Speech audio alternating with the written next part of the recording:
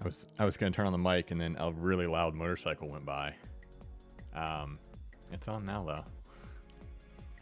So here we are. 30 minutes of this. AJ pops on the screen. That's it. Just 30 straight minutes. I'm just gonna be a live DJ for 30 minutes. You know what? We're gonna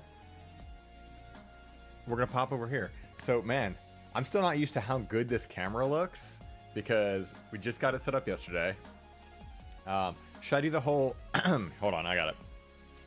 Oh, hey there. There we go. That way, you know, if anybody stumbles across this and for some reason watches a VOD of this, it'll feel just like the real video. So I don't know if it's showing up as a 120 frames for you guys or not. I'm not sure if I got it properly set up. I don't know. It should be 120 frames. If not, yeah. So anyway, I want to address a couple of things before we go right into this. This little thing right here is just, I'm going to say this for future people, for people who are watching the VOD. So, because I feel like a lot of times when you come to watch a VOD, you feel out of place because you weren't there for the live stream. Obviously, there's the whole weird thing about like, I make videos on YouTube, so what the fuck am I going to talk about here? Oh, look at that. I can say the fuck word and not beat myself. That's got to be weird to hear. I just realized that. So anyway, yeah, so I want to say I'm kind of going to handle this kind of like a normal YouTube video. What I'm going to do is I'm going to put up chapters after this is done. So if you're interested in just jumping into the dumb content that I'm going to try to turn this into, there'll be chapters there. Obviously, it's not going to be as cut and clean as my normal YouTube videos because it's just not going to be. But I'm going to try. Obviously, I'm not sitting in front of a giant TV. I'm sitting in, actually this is Sam's office and her setup because I don't have a desktop. I do everything on a laptop. But this is the new camera that I'll be using for future videos, so that's pretty cool. Pretty excited about that one. So yeah, you guys are, you mean a suplex? Exactly. Congrats on the 1K subs. Looking forward to the new content. Yo, thank you so much, DCR. I'm really excited. Like, it's kind of wild as I play this fucking music that sounds like Final Boss is about to happen. I don't know. Like, anyway, so I did want to talk about that for just a minute before we get into like the dumb shit. So yeah, we hit over 1,000 subs. Not gonna lie, a big part of that was because that 3DS video blew the fuck up. But everybody found my channel from that. That's awesome. And obviously thanks to the old viewers as well for, you know, watching my dumb content. As of this live stream right now, the last time I checked, I was at 3,937 hours out of the 4,000 needed to apply for partner. So I think that by you guys watching this, and then also I do have a video coming up this coming Friday, April 1st of all days. There will be a brand new video to the channel. And you know what? I'm gonna give you guys, I'm not gonna give you a sneak peek of that video, but I'm gonna give you, because you're here right now at this exact moment, I'm gonna let you guys know the next video after this coming one. I'm gonna let you know the topic. It's going to be a Java, so it's gonna be just another video about. It's going to be about Super Mario RPG. And if I say this out loud now, I have to do it, right? I can't say that out loud and then not do it. So I'm gonna do a Java on Super Mario RPG. I'm really like super stoked to retouch base with that game and go through all the nitty-gritty nonsense with that. That beaver in the background looks like a psycho. Midna looks like a psycho. So if you guys ever hear me whenever like when I put in these little cutaways sometimes on my videos, like the end, like when at the credits, and you guys hear me talking to the dog, this is one of the dogs. The other one's actually right here too, but he's just off camera. This is Midna. She's a good girl. So yeah, man, it's weird being back live in front of a camera again. It's been like years since I've done this. Doesn't even need Geo. What's up, Dade? How you doing, man? Dade, what do you think of the new camera, dude? Also, yeah, you guys are getting, this is, so, Just, I had this, I'm going to show you guys some bullshit. This is what, before yesterday, this is how the stream was going to look. It was going to look like this. This is what it was going to be, including Sam right there on the floor. Because I'm using that. But then we got lucky enough that the new camera came in. So look at that. Psycho, you mean I always at the suplex, of course. So I normally shoot all my videos on like a Canon EOS Rebel. It's like a Canon EOS Rebel T6i, not to be confused with Rebel Light here, or aka Reb, going by your new name. It's weird saying Reb. I know you change your name, but yeah, if you guys want to check out some other amusing, speaking of VHS content, go look at Reb's channel right there. He covers some of the most obscure, weird, just out of the realm of the ordinary, like VHS nonsense, but also not just VHS things, just old weird things like fucking Super Sentai, fucking weird, just weird bullshit. All right, you'll find on that channel. So if you guys want to check some stuff out there. Also, I'm gonna just say this too. Go check out Sam Without a Plan, because she streams on Twitch, twitch.tv/Sam Without a Plan, but she's also been doing streams over here on YouTube at youtube.com/Sam Without a Plan. So she does that as well. So if you guys want to, she's like funnier than I am. So sometimes she's funnier than me. But so if you guys want to see some entertaining like video game stuff, definitely go to her channels. But what is this voice we're listening to right now? Anyway. So, I lost my train of thought, because that's what happens when I do a live stream. I was going to talk about something. I don't remember. Oh yeah, camera, new camera. So before I was using a Canon Rebel T6i. It was a good camera, and that's how all of my previous... there's lyrics in this. Don't like that. So this was... All my previous videos were shot with a Canon Rebel, which was good, and I liked the quality. But the problem was I could only shoot 30 minutes at a time, and for those wondering, it takes me like 2 hours to shoot a video. And once you hit that 30-minute mark, it would stop recording with no notification. So unless like Sam was like eyeballing the camera for me at all times, I would have no clue when the camera would shut off. So now we have this new camera, new lens, everything's gonna be super crisp and clear. So the brand new videos we'll be premiering with this will be the upcoming Java. So not this coming Friday's video, because that's already shot and edited and ready to go on April 1st, but April 1st, I can't speak. But yeah. So yeah, the T6i is a good camera. It's good, but the fact that you can't shoot for more than 30 minutes at a time is awful. So we've upgraded to the new hotness. We're now using, you can't even find these anywhere. It's a Sony ZV-E10. They only produced them from July of 2021 to December of 2021. They actually canceled production of this camera, not because it's a bad camera, but because of the global chip shortage. So you can't find these anywhere. And then we got a new lens on it, which is like a Sigma 16. That's why it's all crisp and good. Again, I don't know what it looks like. But yeah, anyway. So I'm gonna leave this up to you guys.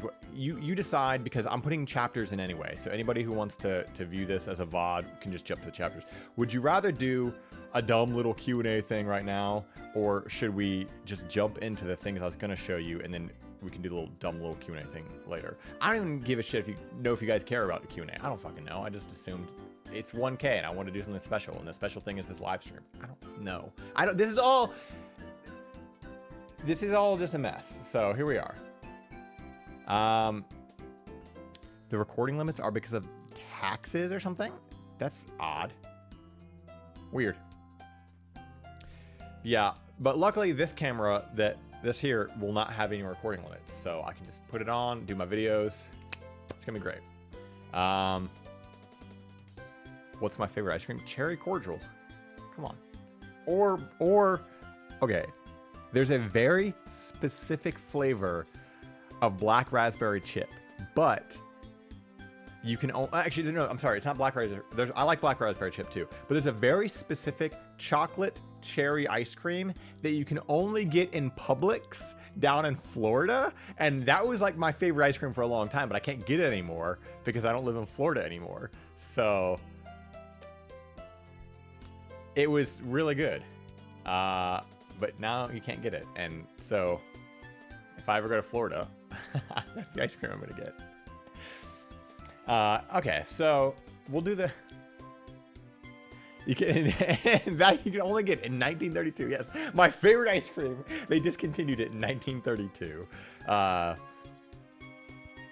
Never been to a Publix. It's just a grocery store. It's like if you ever been to like a Kroger. It's basically like a Kroger, but they have really good subs. Like if you go to a Publix, go to the deli and get like a crispy chicken sub from the deli in Publix. That's like the thing. Let's do the videos. Then we can josh and joke, and because I have some other stuff I had potentially planned. We'll see how it goes. Let's do the videos now that that song just ended.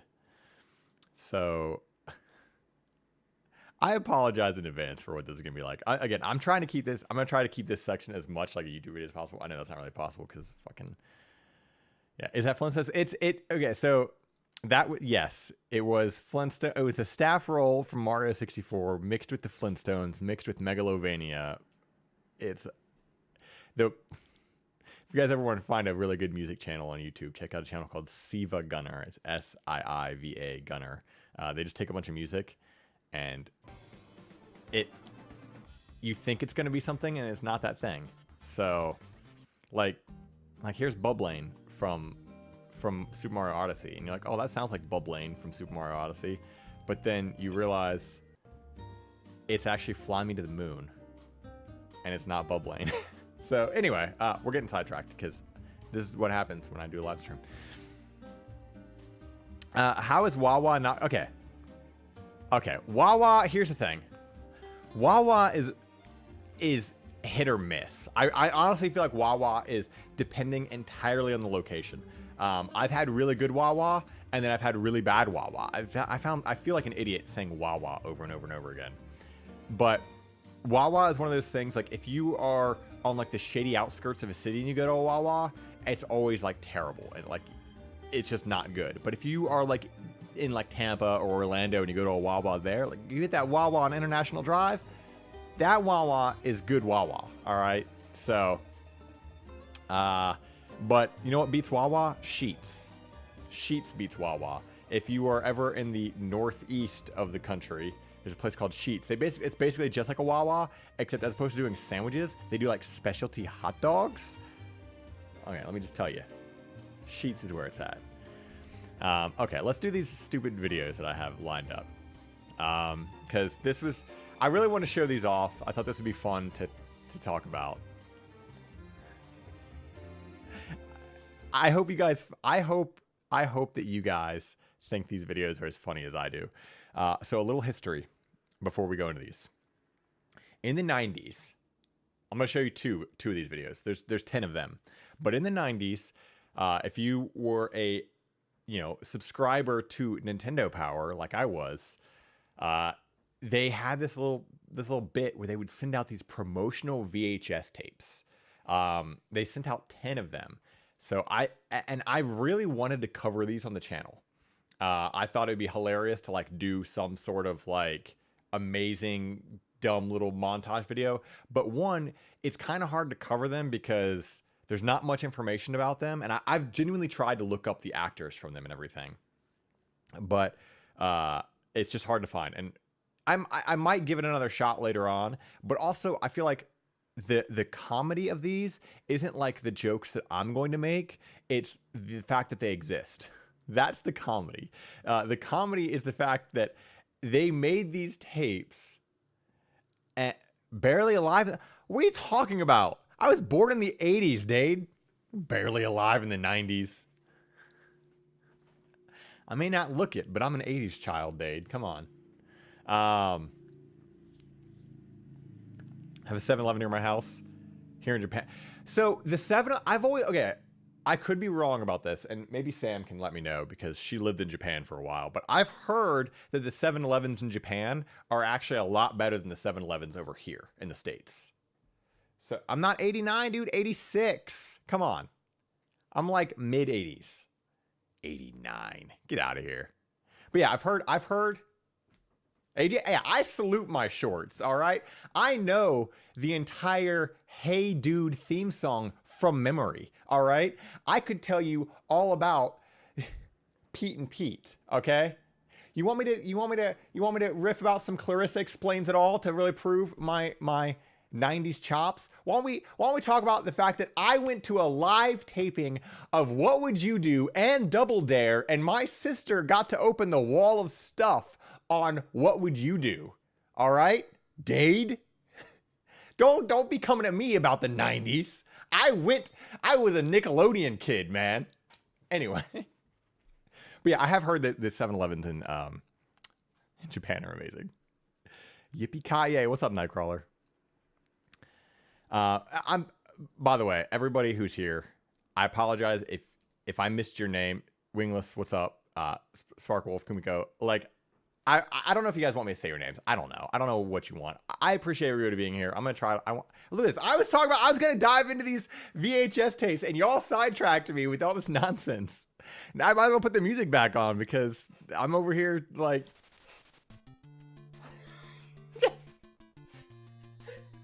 It took me like 5 seconds to get off track. I was like, all right, guys, here we go. I was all like, all right.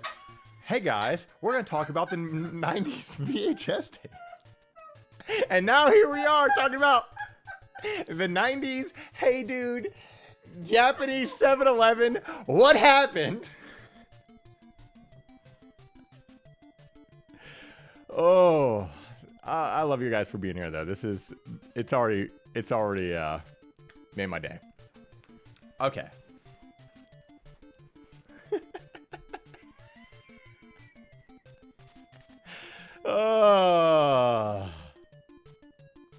This is why your streams are, and the date's gonna make us wait.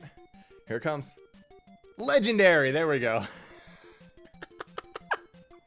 Okay. Here we go. Act 3. Chance 3. I don't know what I'm saying. The 90s.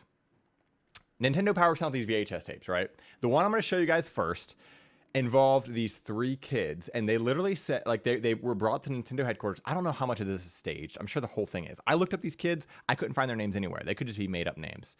They go by pseudonyms that all sound like porn names.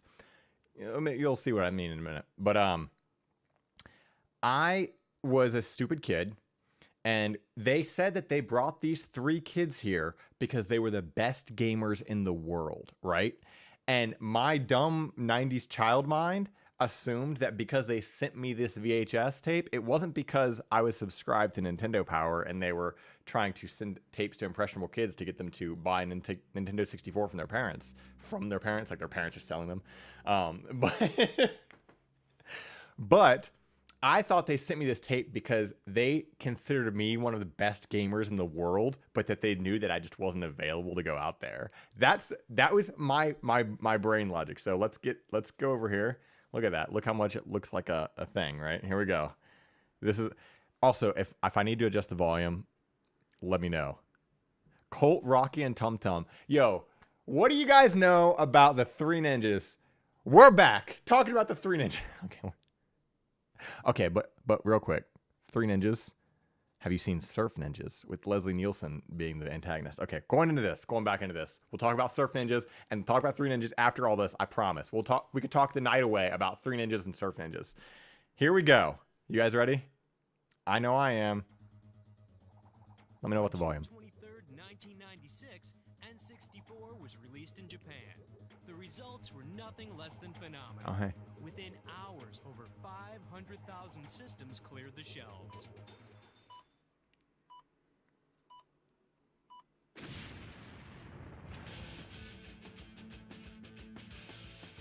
Up the volume. I gotcha.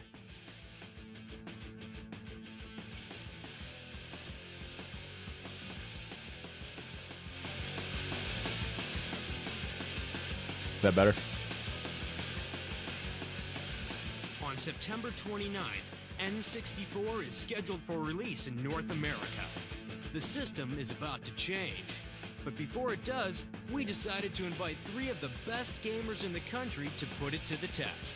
Now keep in mind, again, they said 3 of the best gamers in the country. And because I had this VHS tape, I thought that I was one of the best gamers in the country. So this is N64. Listen to this music.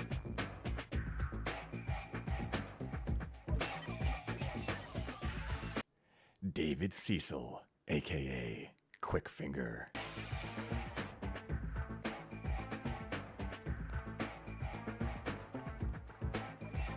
Brian O'Rourke, aka Extended Play. Steve Greaves, aka Game Face. They say he's unbeatable. Tell me these aren't porn names. Tell me these aren't like... Come on. Look at that Mario! Look, we gotta go... look, can we just appreciate this Mario? Look at this Mario. Why is he melting? Also, I know his other arm is probably to the side, but it kind of looks like someone just took his other arm. Like, it's completely gone. These Dutch angles. Good evening, gentlemen. We've been expecting you. This fucking Charlie and the Chocolate Factory bullshit. Like, imagine them trying to like, okay, it's Nintendo headquarters, and they didn't do anything to try to make it look cool. Like, there's not like anything here at all. It's just fucking whatever the hell's going, just empty hallways. They're being kidnapped. This is it. The power of N64. The driving force in the next generation of video games. With 64-bit technology, you're a witness to moves and graphics that no other system can match. 360-degree viewing, 3-dimensional graphic interpretations, anti-aliasing for crisp graphics, and too many other things that are just going to blow your mind. Don't act like anyone knew what anti-aliasing was in '96.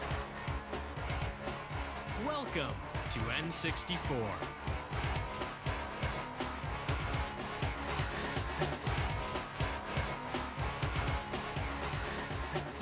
Greetings, gentlemen. It's a live action. Your journey film, right? begins this way, and from this way we go that way. Like, what is this? Yo, what is this? Yo, it's kind of dark in here. cute. Hey guys, how you doing? So, I understand you're here to find out about the Nintendo 64. For those of you who don't know, Ken Lobb, which I love this still that it's paused this on. Like, it's fucking, dude's got the biggest bottom lip I've ever seen. But from this way, we go that way. From anyway, so Ken Lobb still works in the video game industry, but the dude works for fucking Xbox now.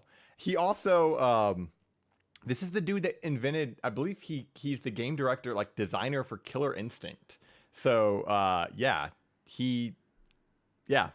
pretty cool. But yeah, now he works for Microsoft, so he's not even with Nintendo anymore. Nintendo 64, we call it that because it happens to be the world's first 64-bit hardware. Now, I could go on and on about all the technical stuff, but I think Take a shot for every single time Ken Lobb pushes his hair back. it's easier for me to explain that as I show you the game. Hello. So let me jump into the game. Let me jump into the You game. notice that Mario's standing in this huge field outside of a big castle. Now, if I You'll notice that we started the game with 120 stars and everything is completely done. There's no more game to play. It's over. Just showing off the very end of the game for the to these children. take the control stick and I just move it a little bit, you notice that Mario starts to tiptoe. I move a little bit farther, Mario starts this kind of slow walk. Crank it and he goes full out sprint. Whip it in circles. Full 360-degree control. 360. The fucking 90s, Now I'm gonna man. cruise up into this castle, because that's where most of the levels are. Go, little man, go. Go, little man. What kind of skills you have, little man? Now that I'm inside of the castle, before I go show you a level, I'd like to show you some of the cool things. Okay, I'm sorry for pausing it, but okay, you cannot tell me that all those little like Go, little man, go. What kind of skills you got, little man? You cannot tell me that that was not post-production. That sounds way too crisp. Meaning they took these kids, they had them watch whatever footage he's actually showing them in this weird room of like 12 monitors. Which also, why are there so many TVs in that room? But like, then they took them to a sound booth and they were like, okay, kids, say the coolest things you can think of. And they were like, what kind of skills you got, little man? Like, what? There's no way. And they're like, yeah, that's good. Put that in there. Put that in there somewhere. What kind of skills you got, little man? That the kids will really relate to that. They're going to buy this N64. Things that Mario can do. I'm sure you've seen traditional Mario games. You know that Mario can do things like climb and jump on enemies. But now Mario's got some stunts. Check out Mario, man, doing those backflips. Yeah. I push the Z and then push jump. Mario does a layout double backflip. If I like run along, push Z jump, whoa, Mario jumps a mile. Oh, look at that. Did you see him climb? I can get Mario to do things climbing trees. I can get Mario to do things by hanging on ledges. I can do a ton of stuff with Mario. Oh, did you see that? Yo, you see the way he went to that door?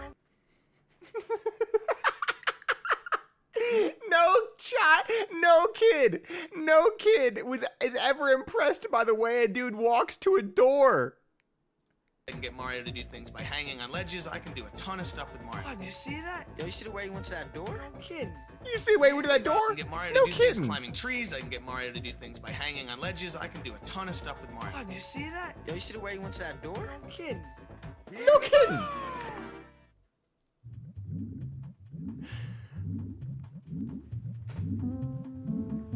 We only got 42 stars now.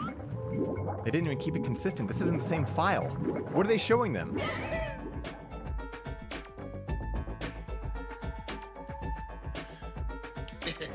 Control stick is cool. It actually allows full 360-degree control. Okay, so I'm gonna cruise along here and jump into this picture. Oops. Hey, So- how'd you do that? I'm not gonna Actually, lie. it was pretty hard. We had a bunch of R&D guys with busted heads. I quite literally assumed that that's how they did this. I thought that because again, I was an idiot and I thought I was the greatest gamer in the world, right? So I assumed that they were really putting dudes in rooms and they were like, okay, wear this headset and we're gonna track your motion and you're gonna jump into this picture and then Mario will jump into the picture. I was an idiot. This level's kind of cool because there's swimming levels in the game, there's snow levels, there's other stuff. This level actually involves swimming as well as kind of some traditional platform stuff. However, now it's all happening in a 3D world. That's awesome. Just zoom in on this kid's mouth for no reason.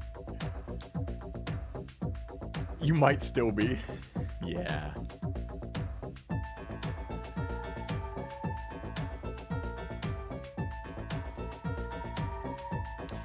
That's smooth. Oh my god, that's There's one other cool area I'd like audio. to show you in the game before we move on to the other products. And that's Bowser. I'm upset we never got to see the reaction to the strongest attack in the game. The breakdance kick, right?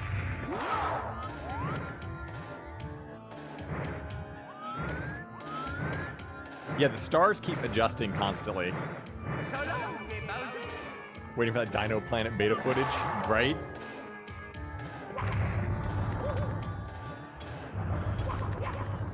Greatest, not an idiot. I'm not going to go all the way through this level, but I just want to show you some of the cool things you can do in here. Give him a toss, man. He ain't nothing. That ADR. Give him a toss, man. He Anyway, ain't I think I nothing. could go on for about the next 20 hours telling you about Mario 64, but I think it's time we move on to Armand, who's going to show you Pilot Wings. I don't know what that little cutaway was for.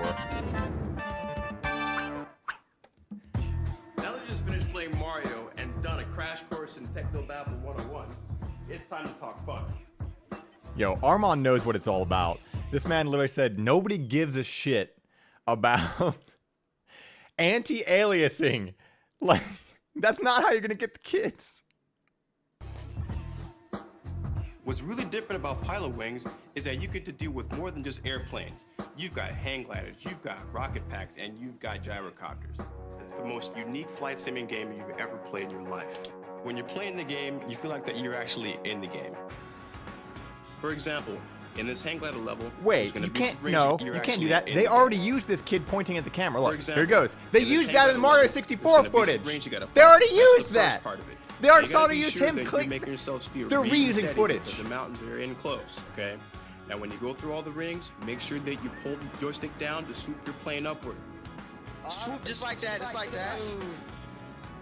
When you're going in for the landing, you want to use your A button or commonly Where known did I as the blue find button. this?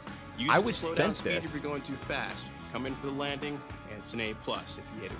Yo, this is unreal. That's why I thought I was one of the greatest gamers in the world, because they sent me this.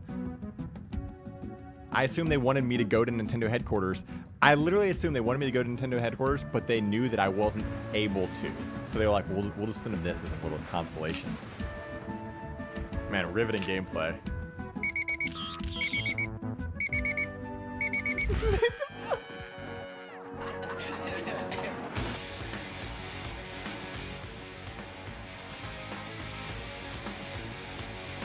There's another really good one. I might actually do a video on it. The Yoshi's Island one. I When you get to the point too, you I think actually you're have them actually all good at this ripped game, on my try this. Try getting at least a silver my laptop. or gold medal. But there's a in all three Yoshi's events. Island You're one gonna that's open your way up incredible. into some new hidden levels, like the And Cannonball stage. One there's a thing Donkey that's Kong really Country cool one.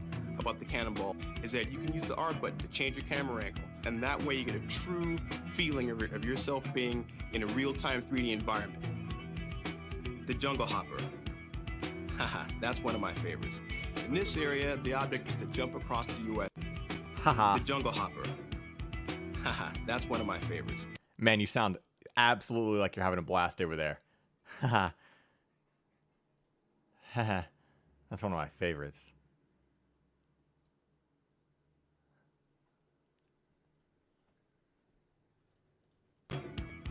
Haha, that's one of my favorites. In this area, the object is to jump across the USA. Now, you want to use your analog joystick once again to make sure that you get the longest jump possible. You jump over this building here, and then you go around the bend and try to find the best way to get to the actual goalpost. That was a real that was a real laugh. That was this Shadows dude of the going, Empire. "Oh my god, I feel so awkward," and he bust out a character. Wasn't expecting this. Well, I guess you two guys are here to see Star Wars Shadows of the Empire. We're just gonna cut the theme off immediately. Henry Sturchy. He also plays games for a living. I guess I'll cut to the chase and get right to the game, which is my favorite part. I need all of us. I need everyone here to tell me that you knew exactly who this was in high school.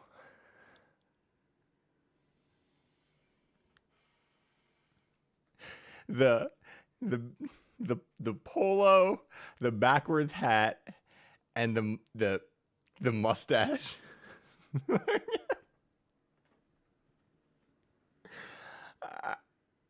If nothing dates this video more than the technology shown, it's this dude's fit. One of the really unique things about Star Wars is that there are several different game types in this game, actually. You fly a snow speeder over the ice world, you're a guy in a corridor in a maze. 2000s game style. Yes! You actually fly in a spaceship. God, you avoided the comic store. You ride a swoop bike, which is kind of like a big speeder bike across the land. And one of the coolest parts in the game that I really like is these big walker guys. Don't those have a name? Aren't those the AT-ATs? Or they put AT-ST here, but I'm pretty sure they're AT-ATs. Unless the little one's AT-ST and the big one's AT-AT. Regardless, they got a name. Big walker guys.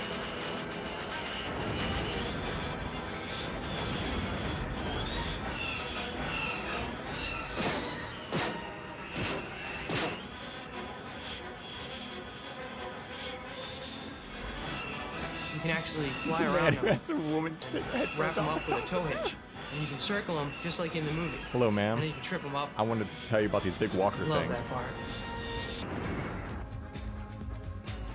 They've shown this footage of this kid opening doors, like the Constantly. world in real 3D, so I can look around and go anywhere I want. But I can also aim and shoot up at enemies that are high, low. I can strafe and run and shoot in different directions. You're out there, Henry. I can jump over objects. I can actually Yeah, out duck there, and fire Henry. at some of the stormtroopers. I can get different weapons to fight the flamethrower to kill these big ice monsters. Okay, this is the flying over the Star Destroyer, and here you actually can zoom in to the cockpit. In every level, there's different views. You can zoom in and out. You can watch the guy from a third-person view, or you can actually watch from a first-person view. Here I have to destroy all these TIE fighters, watch out for asteroids. As you can see, the explosions here are just as good as the other level. Whoa! I just love that part. Ah, man. I would have given anything. They call him door. They call him doors. Look at the way he goes through that door, man. Here's the swoop bike level. No joke. I would have See, I'm given chasing anything this though gang to work inside at the town. Nintendo in the See how fast 90s it gets. or the late 80s, early 90s. I can zoom I out would and look have at a loved to work at third-person view. Nintendo. See, I can see all the walls. I gotta try and bump them and stop them from getting to loot. I really like how fast this level moves. It's pretty overwhelming at first when you're inside the narrow confines of the town, but you get out later on and you actually get out onto the desert and you go over the Sarlacc pits and you have to do the jumps and go through the canyon. Insane. I don't want Here, I can go anywhere to. I don't want want look at to things. riff I on can, Henry too much because you can search the tell walls he's and stuff genuinely and find hidden passionate items. about this. It's just unfortunate that he was filming this in 95 or 96. But you can tell he's genuinely passionate about what he's talking about Well, here. that's just some of Star Wars Shadows of the Empire. Whoa, those are 3 great games. We've only scraped the surface. Okay, now I gotta There's make fun of him more? because look at him. You don't get to stand like that. Yo, Kirby's Air Ride though. Alright, let's see if they show us any canceled games. Here we go. Yo, thank you, Zach. I appreciate it, dude. That does mean a lot, man.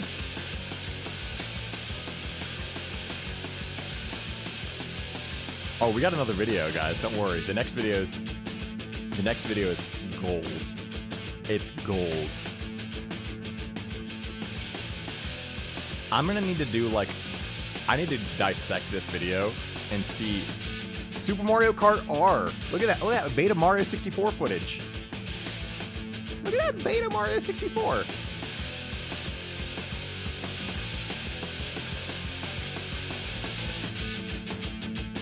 A little hint of what we're about to get into.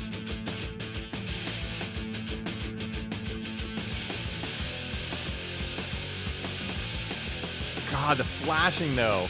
They just did not care. Rules. On September 29th, N64 will be released in limited quantities. You know the date, you know the system, you know what to do, you don't want to wait. Oh my God, this is the worst thing. Look at Change the this. system. That ending is like dangerous. Epilepsy didn't exist in the 90s. Okay, can someone do a quick Google search for me? I'm curious. 1996, $199. What is that in today's money? Because that's got to be like what, 350 bucks? When people, I'm just thinking about how people complain about the prices of games and stuff, but like $199 in 96, that's a lot of money. Okay, so that's one of the tapes. And whoops. Oh God. Get out of here. So we got one more, but before we get into that, I want to tell you a little bit about these tapes. So now you guys can probably see a little bit as to why I wasn't sure how I would make it like a full-on YouTube video about that, because what do you do? I mean, like, unless you're like somebody who like your whole like thing of content is literally to do like riffing, like, which, you know, I like those types of channels, but I'm just not good at it. Like, I mean, I can riff a little bit here and there, but I'm not like, I'm no fucking Drew Gooden or whatever, you know, like where I can do something like that. So I figured it'd be fun to just do it here with you guys live. The Pokemon episode was the first documented case. Yeah, with the Porygon. Yeah, there's just there's a lot in those videos to try to like break down to like do like one of my style of videos on. So that's why I want to show it to you guys here. But we got another one. I might actually try to do one on the Yoshi's Island one because it's incredible and has this dude with like this like long ponytail who's just it's a mess. But we'll go ahead and do the other one here because so while that tape was sent to me, I never received this next tape, but my friend here in the channel, Corey Foxilius, he received this one, and I learned about it later on from him. So when they sent me my tape, I was like, oh yeah, you know, they think that I'm one of the best gamers, and they just had this whole little like ordeal, right? Whereas the very next tape they made was for Star Fox 64. They dropped the whole like whatever that was that we just watched, and they decided to make it into a skit. Oh, I had a little thing I was going to show you guys, and I forgot to grab it. No worries. But we got lyrics going on again. Stop that. Anyway, let's go into the next one and see how much of a mess it is. Hope you guys are ready. Also, I might need to adjust the audio on this one too, so let me know. Because, yeah. Your feature presentation from Nintendo Power.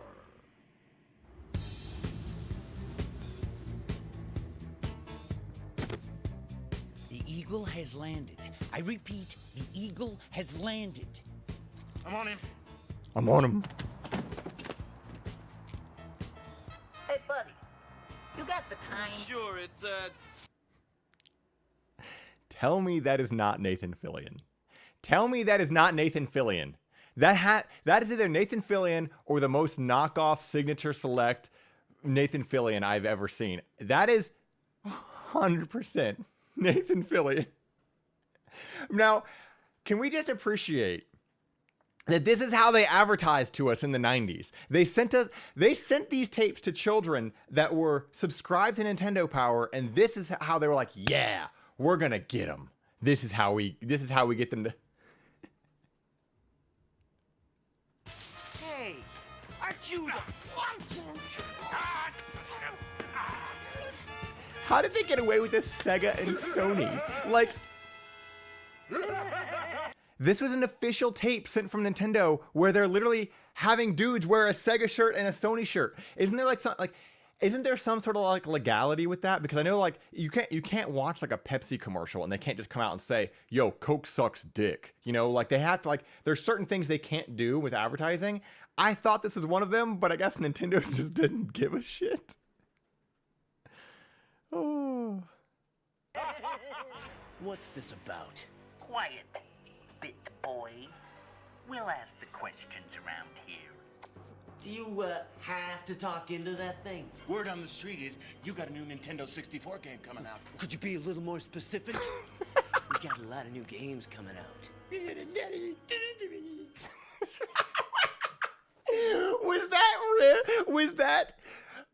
Was that like acting, or did he just do that and they left it in? I need to talk to these men if they're even alive. I need to talk to them. I need to know what they look like now. I need to know everything about them. I need to know the complete and utter history of these three dudes. I mean, obviously this Sega dude is super Canadian, but like... Star Fox 64. Test pilot boy. You want to know about Star Fox 64, eh? Yeah, and you'd better tell us all you know. Or else. Or else. You better tell us all you know. Or else what? Or else plumber boy here gets it. So I was gonna.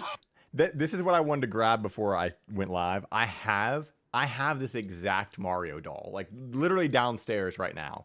I have this Mario doll. So like, the terrible little lips. The little line that he's got there, like so seeing this in promotional footage like this, the only thing mine's missing is a hat because unfortunately it just got lost over time. But yeah, this doll is actually from the 80s. That's the weird thing about it. Like if you look on the bottom of it, I mean, yeah, I could show you Wingless. Maybe Sam can find it or something. But like it literally says on the bottom foot of it, like Nintendo 1989, I believe. It's old. It's super old. But yeah, I have this doll. Anyway. I didn't do this to it, though. What are you guys doing with Mario? No! Leave Mario out of this. You used to have it when you were a little infant? Start talking. Okay. You've made your point. Star Fox 64 is the highly advanced combat game for the Nintendo 64. The Fox team includes Fox McCloud and his wingmen, Peppy Hare, Slippy Toad, and Falco Lombardi. The team is sent on missions to destroy Andros. Oh, here we go. Scientists who declare war on the entire Lilat system. I know when I switch back to scenes, it's gonna mess this up, but well, he's got a little hair on him. But yeah, let's see, which foot is it? Yeah, there it is. 1989. Is it gonna focus? I mean, it is, but it's very, very like. It's very small text. There you go. So yeah, the only unfortunate thing is that like, so it was in perfect condition, except I never had the hat. But like, I mean, I did somewhere at some point in time. But this little bit of he took a little damage here because I used to have a Shiba Inu, and this used to sit on my dining room table because where else would you put it? And one time it fell off the dining room table and she got a hold of it. I didn't notice, and she ate a little bit of his head. So, unfortunately, you know, but he exists. This is the same one. I mean, I didn't put him in a vice like that, like official Nintendo did.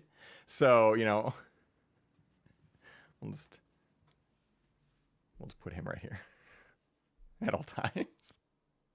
Your feature presentation from Nintendo Power. In Star Fox 64, there are 3. The team is sent on mission Falco, the Nintendo 64. There we go. He got a little mullet. The Fox team includes Fox McCloud and his wingmen, Peppy Hare, Slippy Toad, and Falco Lombardi. The team is sent on missions to destroy Andros, the mad scientist who declared war on the entire Lilat system. This sounds like a fun bunch, but what do these guys drive? Some beat-up B-52.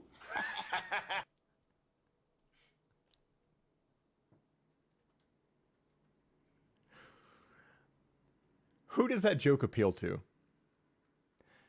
Does a kid with a subscription to a Nintendo Power magazine have any idea what a beat-up B-52 is? Does anybody nowadays have any idea what a beat-up B-52 is? Some beat-up B-52. Who does that joke appeal to?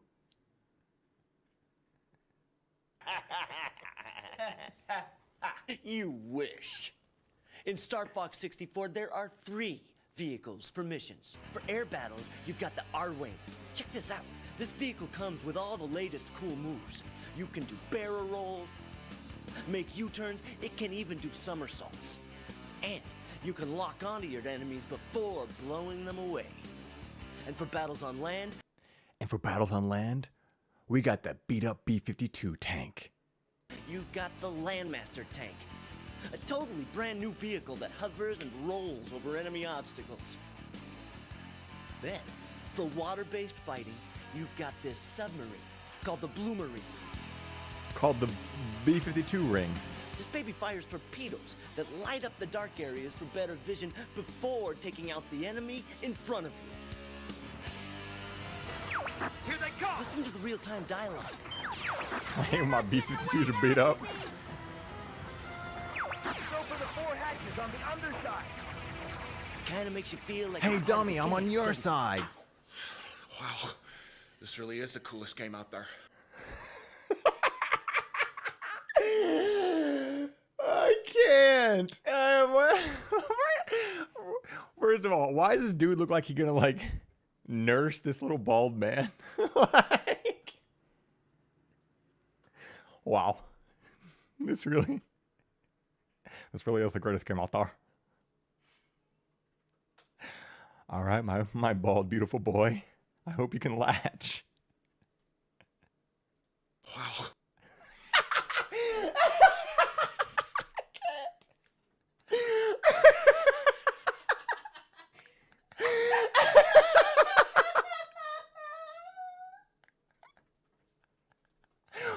Wow.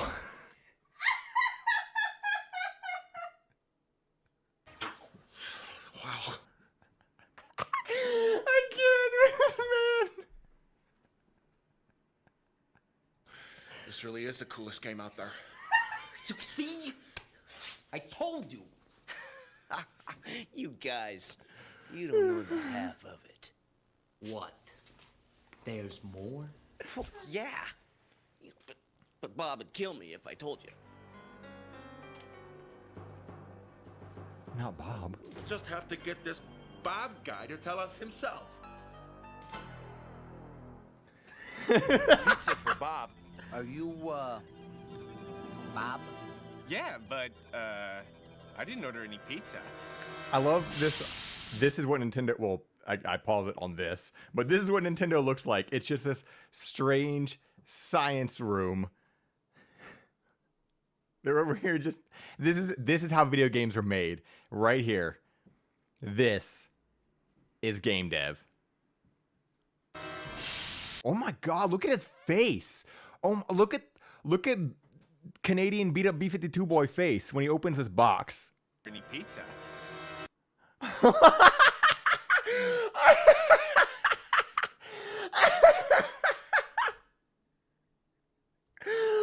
is that face? Oh my God. I appreciate this. Okay, I've seen this video. I have seen this video so many times. I have watched this for my own entertainment more times than I care to admit.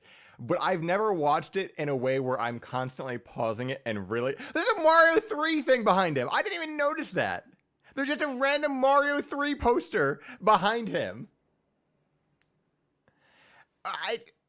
But I've never paused it and looked at these stills, and all of them are gold. Every single one of these stills is just utter gold. But also, why is there just a Mario 3 poster back there? Oh my God, his face though. Oh. Oh. Oh.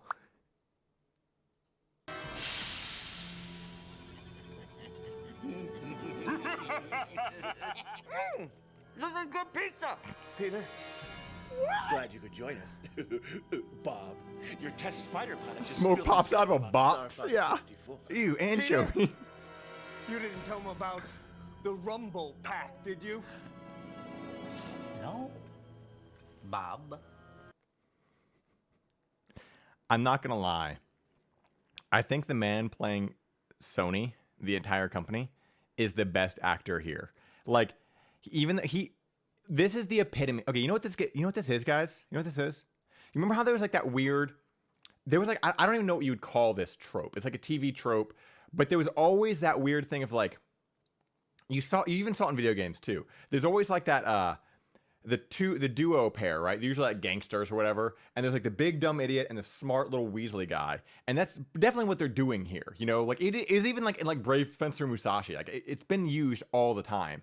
But like the dude who plays the entire company of Sony here, who's playing the little Weasley guy, the brains of the operation, I guess, is just the best. I love his lines so much because he says them with such heart.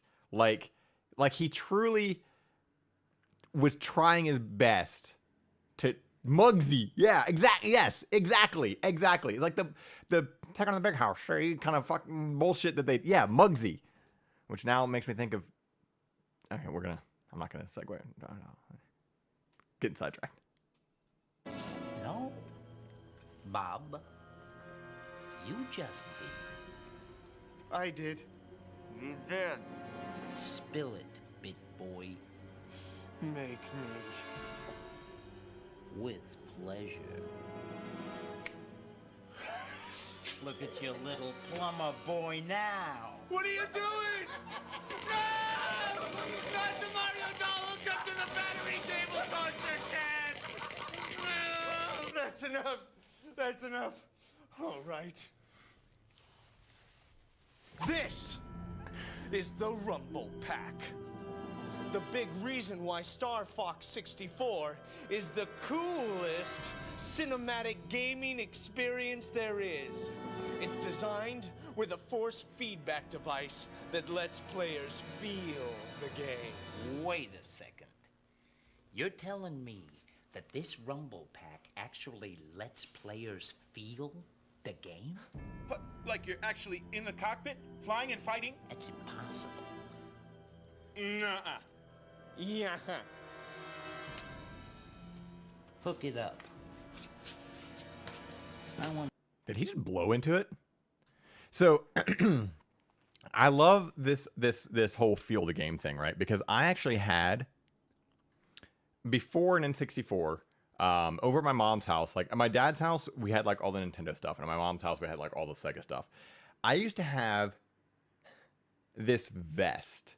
It was probably like 4 or 5 inches thick, like hard plastic vest that you had to slip on, covered your full body front and back, and it was made so you could like feel the game, and like you plugged it in, and it like, I don't even know how it was supposed to work, right? And I never really quite got it working how it was supposed to, but like I used to try to like play Mortal Kombat thinking that like, oh man, I'm gonna feel every punch because that's awesome, apparently, because what child doesn't want to get punched?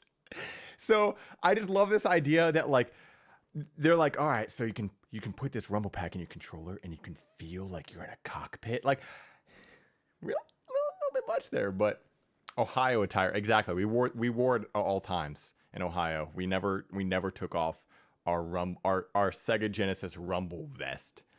Maybe I should do a whole video on that. The Sega Genesis Rumble vest and how I could never get it working properly. I feel this myself. You can feel the Rumble Pack, but you can see why kids love the taste of Cinnamon Toast Crunch.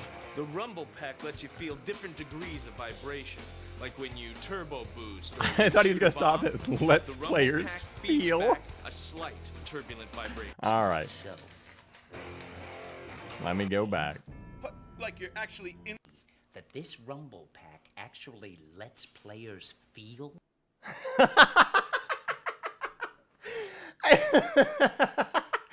Yo, cool lips, friend. What? The game? But, like you're actually in the cockpit, flying and fighting? That's impossible. That's impossible. Nuh-uh. Yeah. Yeah. Hook it up. Actually, let's players feel. I want to feel this myself. The music, though. Nothing's more 90s than the Rumble music. Pack lets you feel different degrees of vibration, like when you turbo boost or you shoot a bomb. The Rumble Pack feeds back a slight turbulent vibration. Boom! I actually felt it. I told you. And when you get hit by enemy Did he fire, sniff the you Rumble feel Pack? even Did he? more of Let's a find out. vibration. I actually... Which one? The big guy? I think the big guy blew into it. Like you're actually in the cockpit, I think he flying blew and into fighting? it. Maybe he sniffed it, though. Let's find out. Nuh-uh. Yeah. Hook it up. Oh my god, he does sniff it! He 100% sniffs it! You can hear it. You can even hear the audible... This man sniffs it! Yeah. Hook it up. Hook it up, sticks it directly up his nose. Hey, let me sniff. Let me sniff. You're telling me this actually lets players smell the game? Bold, unscripted choice. It lets players sniff and feel?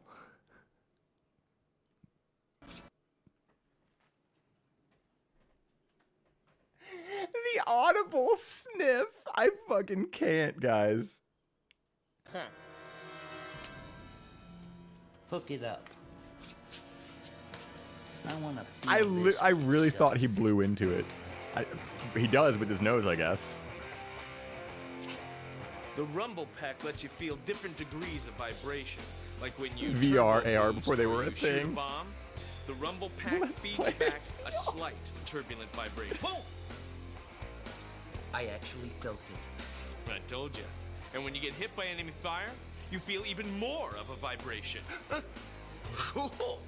What's even cooler is when you crash your vehicle, that's when you really feel the vibration. This is incredible. Well, what do you say, guys? You into a little multiplayer action? Let's get ready to rumble. Why'd the Sega dude's voice get so deep? He went from like, he's like, yeah, some beat up B-52, don't you know? Let's get ready to rumble. Welcome to Versus Mode! Up to 4 players at once. See that? Each player has his own quadrant on the screen, and there are 3 game modes. This is fantastic! Nothing quite like splitting your 12-inch TV into 3-inch squares for you to play with your friends. Now, can you play this on Sega Saturn? Nope. Only on Nintendo 64. Well, what about PlayStation? Can you play this game on that system? Nope. Only on Nintendo 64. Oh, and did Peter tell you? Star Fox 64 is just one of the cool games we got coming out. What? You mean there's more? Yup. Check this out. What is he pointing to? They're playing a game. Check this out. Check this out. Immediately just killed by James Bond.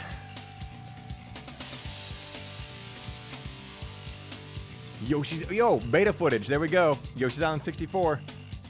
Back before they turned it into the atrocity that is Yoshi's Story. Oh. Yo, Mischief Makers though?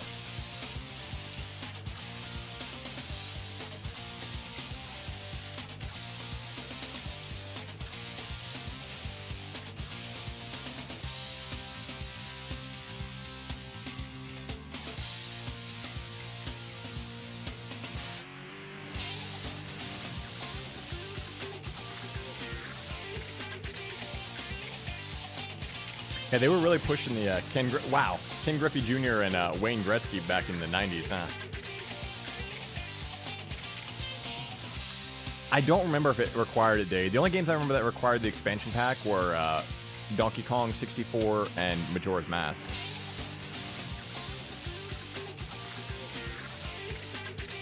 Sorry, I only date alpha footage.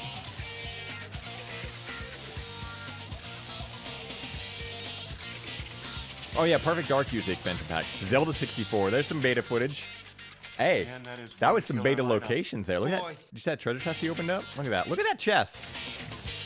Look at that chest. Look, what is that? What is that? All right, I'll do a whole video on it. On just that segment. Are we in big trouble? We just can't beat you guys. Yeah? Well, as much as we'd love to stick around here and keep playing with you guys, we gotta go. Yeah. Sorry, guys. I just he's by leaning the on that way, dude's leg. Have you seen this? What's that? That's the Star Fox 64 Player's Guide. It teaches you everything you need to know about the game. Let me see that. You can buy it at the store. Or, if you want more gaming information, check us out on the web at starfox64.com. Thanks for the pizza, guys. See you later, boys. Why did they...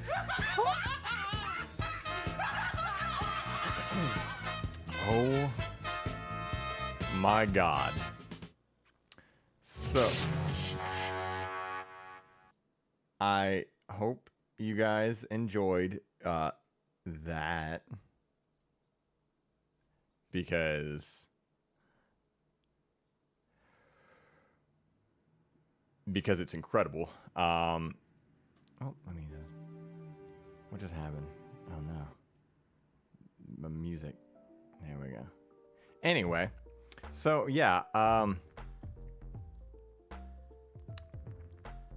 that's why I couldn't do a video on it. I said this before, but how do you do a video on that? Besides, you have to, like, I mean, like, again, somebody could easily, people could, and they could do it properly, but like, I'm not people. I think it's just funnier to just watch it and look at what an absolute disaster train wreck it is. So I feel, what is it? Wait, what was with that storyline that made me feel bad for Sega and Nintendo in the end? Like, I know that was supposed to be like, yeah, Nintendo rules, but by the end, I genuinely felt bad for those guys because they somehow got like reverse bullied.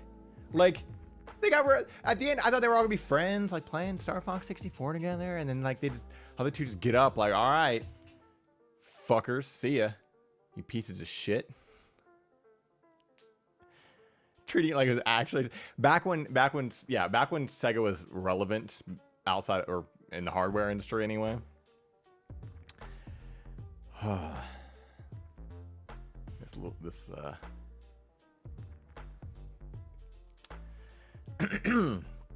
So yeah, I know I said I was gonna do like a Q&A thing, but I don't. What would I even do? I don't know. I thought that I could do something, but I don't know. It just seems kind of pointless now, doesn't it? We just watched all that good stuff, and I don't know. I mean, you guys, any games so there are games I want to cover. I did tell you guys already, which I haven't told anybody this besides those watching here. But yeah, the next Java video is going to be Super Mario RPG Legend of 7 Stars. I want to do Minecraft. I actually do want to cover Minecraft at some point. Like the next video coming out is this coming Friday, April 1st. There will be just a normal video. It's not like a Java or anything.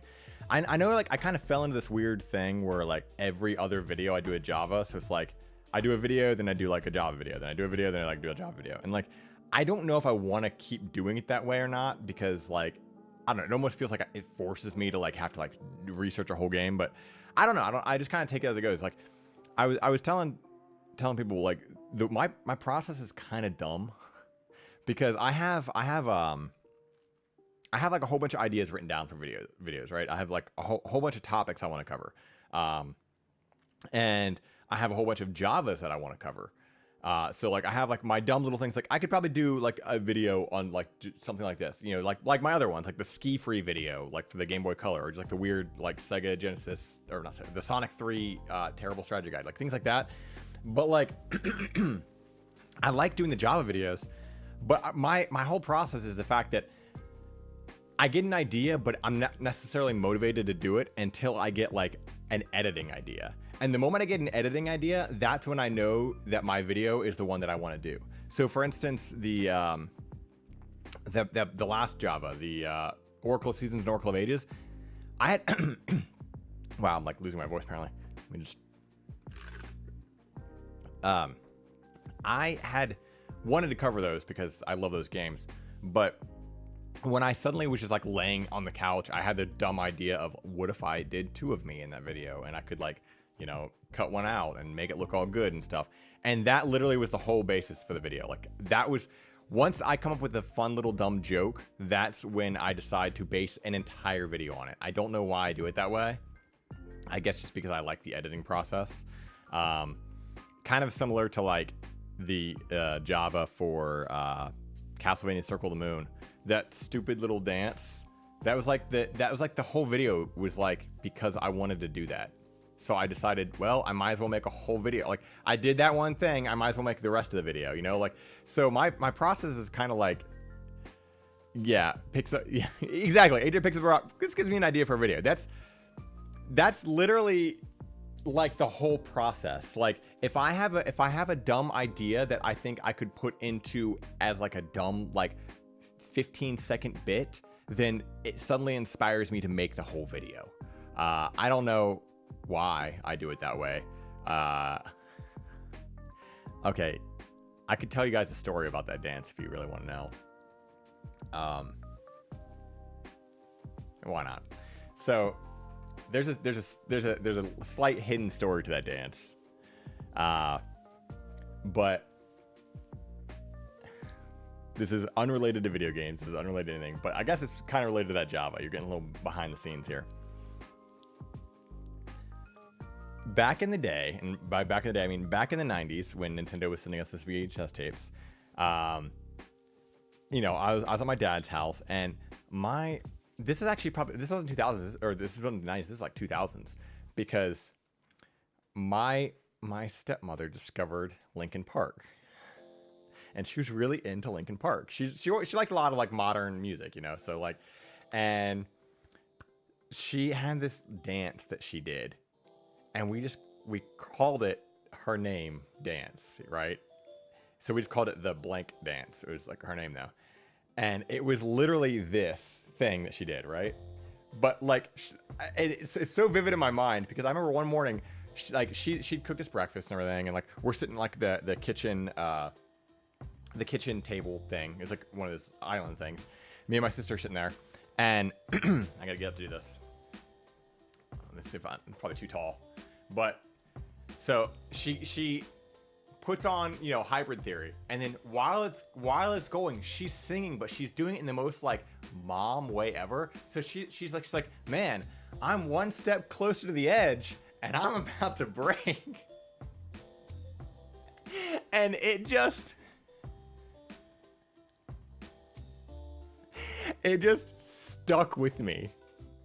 It just it's just been one of those things that like we always kind of do this like dumb little like dance every now and then, because it's like, yeah, man, I'm one step closer to the edge, and I'm about to break. So when I put that in there, it was more or less just a joke for myself that I knew that nobody else would really appreciate. So that's kind of why that exists. But yeah, the whole thing with my videos is literally just like, it's usually a dumb joke or a dumb idea that I get that I'm like, yeah, I'm going to make the whole video based off this. Like, I did a dumb little dance, and now I'm gonna do a whole video around it now. And I mean, I still put a lot of work on the research and everything, and I still, you know, there's like, it's not like I'm like half-assing it just so I can get my dumb joke out there. I mean, if that was the case, I would just put the joke on Twitter, which is what I used to do anyway. Like, I used to just put a bunch of dumb, stupid joke videos on Twitter, and that was it. But yeah. So there are other games. Well, actually, you know what? I forgot I got my phone right here. I was gonna look at my notes, which I have them on my phone. I can let you guys know some other ones I was gonna do. Just a little special thing for you guys here. Some other topics. Come on now. I knew you. Exactly. So I'm curious. I'm gonna put out a poll later on, because obviously, like, I would like to reach, you know, more than just whomever watching or whatever. But like, I'm gonna put out a poll because I'm curious if people more or less enjoy the Java content or the other content. I'm split either way. I like doing it all, so it's fine for me. But I have a lot of like, I wanted to do a Java on literally every Castlevania, but I'm gonna take a little break from those because I did 3 of them. I do want to do 3D Dot Game Heroes at some point. Brave Fencer Musashi, that's another one I want to do. Mario 64, or not Mario 64, Mario RPG. That is the next one, actually. My next video for this Friday is guys, it's so stupid. It's so, if there is a single video you ever watch from me, watch this coming Friday's video. It's actually my shortest video. This is peak, it is peak. The description that I gave you guys of how I make my videos are like, I have a dumb idea, I'm gonna make a video on it. That is the peak description of what that video is, and you'll understand when you see it this coming Friday. It is the stupidest thing I've ever made in my entire life. But well, that's debatable. But it's pretty stupid. I wanted to do. Oh yeah, I was gonna tell you guys. I'm going to mess around. I can actually show you. I think. Do I have it here? Actually, I don't know if I have it saved. I have a little thing I was gonna do. It's I'm over here looking at my saved images, and I just have this on my phone. So and this. This is what I was gonna try to show you guys. I was trying to find the actual. It's not what I wanted to. Okay, I was gonna tell you guys about this thing I'm gonna do. I'm gonna try to mess around with some shorts, right? And I know what people think about shorts. They're either hit or miss. Some people love them, some people hate them. But I want to make some highly edited, really good shorts. But they're all gonna be. I'm calling it my. I haven't talked about this, but I'm telling you guys because you're all special when you're here. I'm calling it espresso reviews. I'm sticking with the whole Java thing, right? Oh, there's the logo. So yeah, I'm gonna be doing this pretty soon, right? The idea behind these is it's for games that like I can talk about quickly, but I don't have to do like an entire thing on. It's like cool games that like, oh, they're fun, but like it's almost like testing the waters, right? So like maybe I have an idea for I know I really like the logo. I'm really happy with how it turned out. So the idea is like to touch base. Like I'm gonna do like a nice, clean little thing. Even though they'll be vertical videos, they're still gonna be edited. They're not gonna be just like me, like, oh hey fam, here I am talking about a video, and there's nothing like that. It's gonna be like my normal videos, but edited. But they can only be 1 minute long because it's shorts, right? So the idea is I'm gonna test the waters with certain games with those, and then if people want more, then I can do a whole Java on it. So that's something I'm going to do. And also, I kind of feel like it'll be nice because it can give me a little bit of a break from setting up the camera and everything. Because like I've talked a little bit about this before, but I don't have like a studio or anything. We do all of the recording in our living room downstairs. So that means like, because this is the camera we're using, which, you know, Sam's using it for streaming now, which again, you guys should go follow Sam everywhere. But that means we have to take the camera downstairs. We have to take the light downstairs. I have to pull out another huge big box light. I have to hook up a computer to my TV downstairs. I have to like get everything arranged. I have to take this mixer. I have to unplug it from Sam's computer, take it downstairs. I don't use this mic, even though this mic is really good. This is the best mic we have in the house, but I use another mic. I have to hook up the mic to this mixer down. I have to hook up everything downstairs, right? It's a lot of work. It takes about 30 to 40 minutes to set everything up to start recording for a video. And then of course there's the whole like the dogs and everything that goes along with them. And so because of that, like, I would love to pump out more content. I would love to do a whole bunch of videos. Like last year I was actually 2020. God, time is a blur. 2020, I was doing like a video a week, and I was committed doing a video a week, but I also wasn't working. And now that I'm working full time, it's a lot harder to do that. So I feel like the shorts will kind of like give me like a little bit, like I can still get some content out because I can sit down, I can just record my voiceover, but I can do quick little edits. Doing 1 minute of footage is a hell of a lot easier than doing 25 minutes of footage. I mean, that 3DS video killed me. But again, I loved how it turned out, but it was a lot. And also the Java video, that was a lot too. I'm still gonna keep doing them, of course. I'm not gonna stop. But I thought the espresso reviews is a fun little thing. And I know I'm getting ahead of myself here, but like it's so weird because like I know anybody who makes anything can relate to this. But you make something and you want to like you go back and you look at things you made like 2 years ago and you're like, I could do better. So like there's even like I kind of even want to redo some of my Javas, not until way later though, not until like later, like once the channel gets bigger. Also, to respond to your Advance Wars, I've never played Advance Wars, but I kind of wanted to check it out. So that could be a kind of a fun one to do just because I've never played it at all. It was always one of those games I used to see like when it came out and I was like, oh, what's this game? But I just never got my hands on it. So at some point I would actually really like to play Advance Wars. But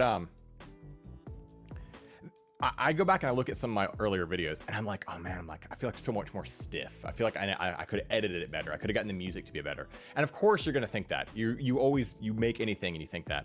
But I did think it'd be better to like maybe some of the Javas or do a Java on things I like didn't necessarily do. So like I thought about doing like a little series. And again, this wouldn't be for like maybe a year or two until like once the channel is a little bit bigger. But I thought doing I forget what I called it. It was like Java second dose or something. Not dose. That sounds like you're getting drugged. What do you call it? Second shot. Java second shot. Second shot. Yeah. So I thought about doing something like that, to like retouch base. Like maybe I could like redo the Dark Souls video or something, or redo, like because there's some of them I'm like, I could have done better with it. I don't know. We'll see if that ever happens. Just, I have a ton of ideas, but the biggest issue is just getting the time to do them all. But yeah, it's just one of those things where like, I like the, yeah, double shot. There we go. Microdose. Yeah. Microdose could be, that's what we'll call the espresso reviews or microdoses, but, Java refilled. Can I get a refill? So yeah, like, you know, it's funny because I look back at some of my videos, like the Astrobot one, right?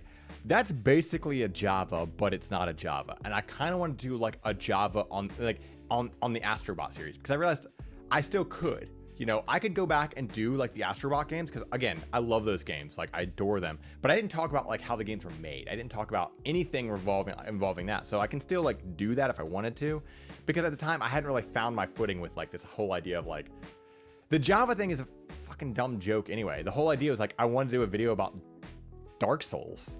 And because everybody's done a video about Dark Souls, I was going to call the video just another video about Dark Souls. And then I realized that just another video about, the initials are Java.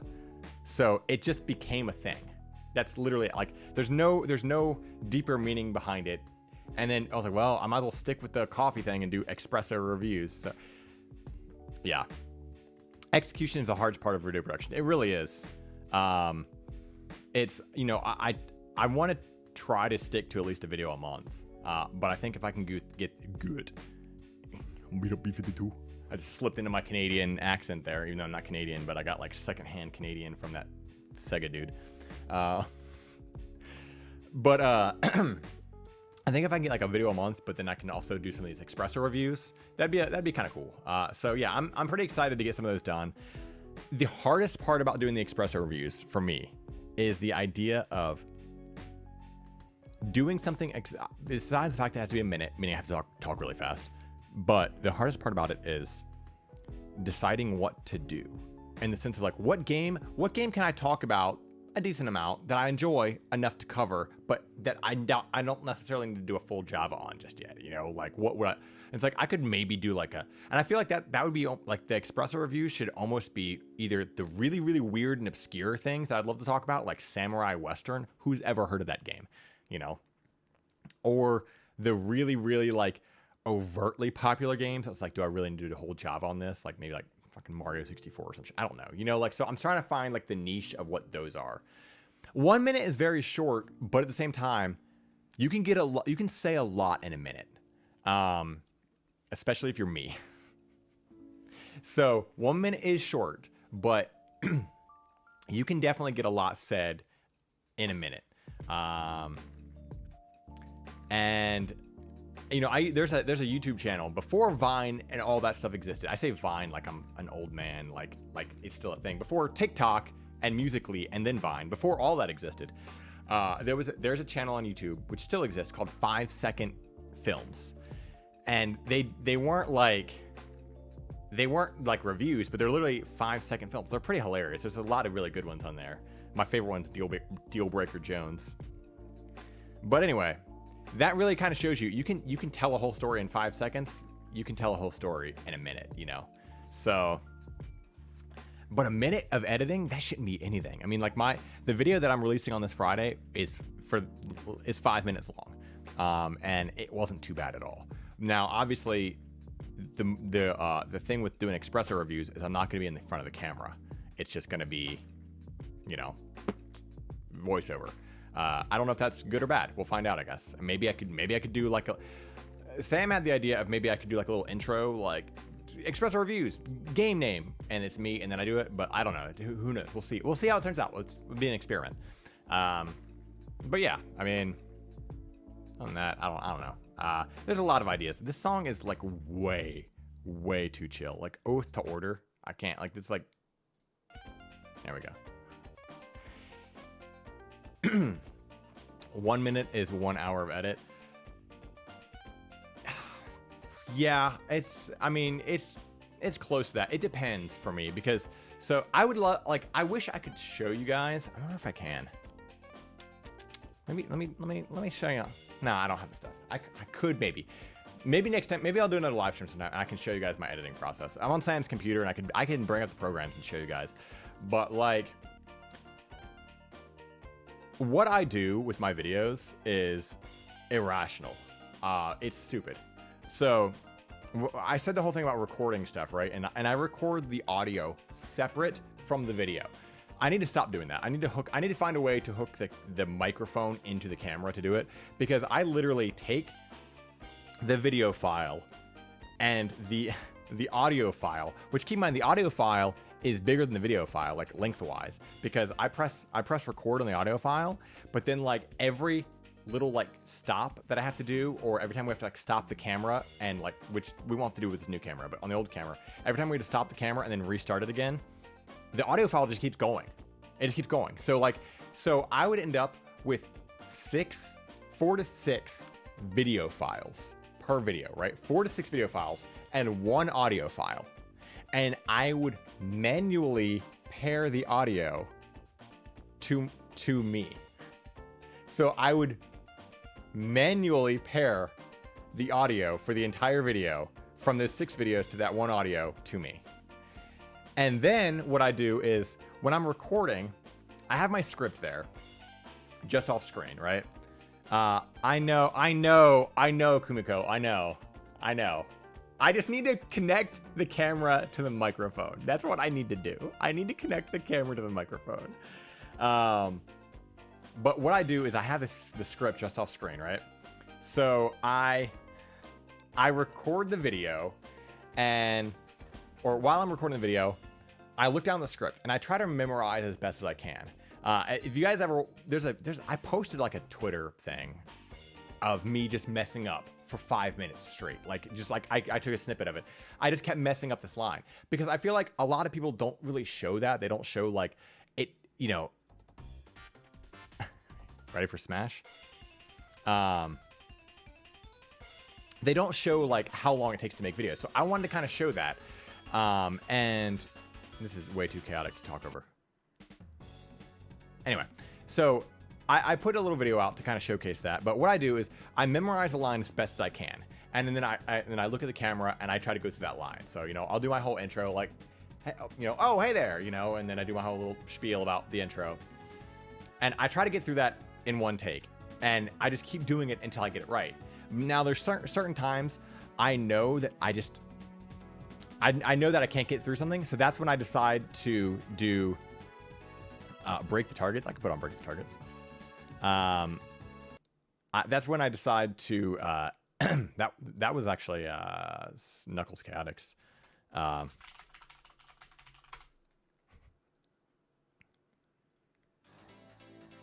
There we go. There's some music to talk to. So anyway, if I know that I can't fully get through a line, that's when I decide I'm gonna like stop looking at the camera, and then I look down at the microphone and I start reading it, and I'll be like, you know, if you have them together and they fall out of sync, then you might have a nightmare on your hands. You know, that's when I start getting into like the reading voice. So you guys can, I'm sure you can hear the difference, because, you know, when I'm talking to the camera this way, the audio sounds one way, but when I lean in to do a voiceover, it's going to sound like this, you know? So it's going to sound different depending on how I'm talking. But the thing with my video editing is all of those like all those voiceover spots where it looks like this, all this is, you know, whenever you see this and it's a voiceover, nothing here is planned. It's not a planned voiceover. I never plan my voiceovers. I just do them. And then there's certain times when I'm filming, I start thinking, oh, I've been talking to the camera for too long. They won't have anything to look at. I should really do a voiceover here. So sometimes I do that too. So like, I'll be like, oh, have I talked to the camera for too long? Okay, do a voiceover section and do the next paragraph as a voiceover. But the problem is, if I do too many of these voiceovers, then that means there's a lot more editing that I need to do. Like a ton more. Here, actually, let me see the laptop for just 1 second. The whole thing. I'm gonna show you guys something crazy. I'm gonna show you guys this, right? So, okay, I don't even know what Sam's on over here. So, I'm gonna give you guys a little sneak peek. Adobe. I'm not going to show you my current video because that'd be a mess. So, no, there's a script for the whole thing, Wingless, but none of it is scripted to a voiceover section. When I do my scripts, I just write everything out that I'm going to say. I don't say like, oh, this is voiceover.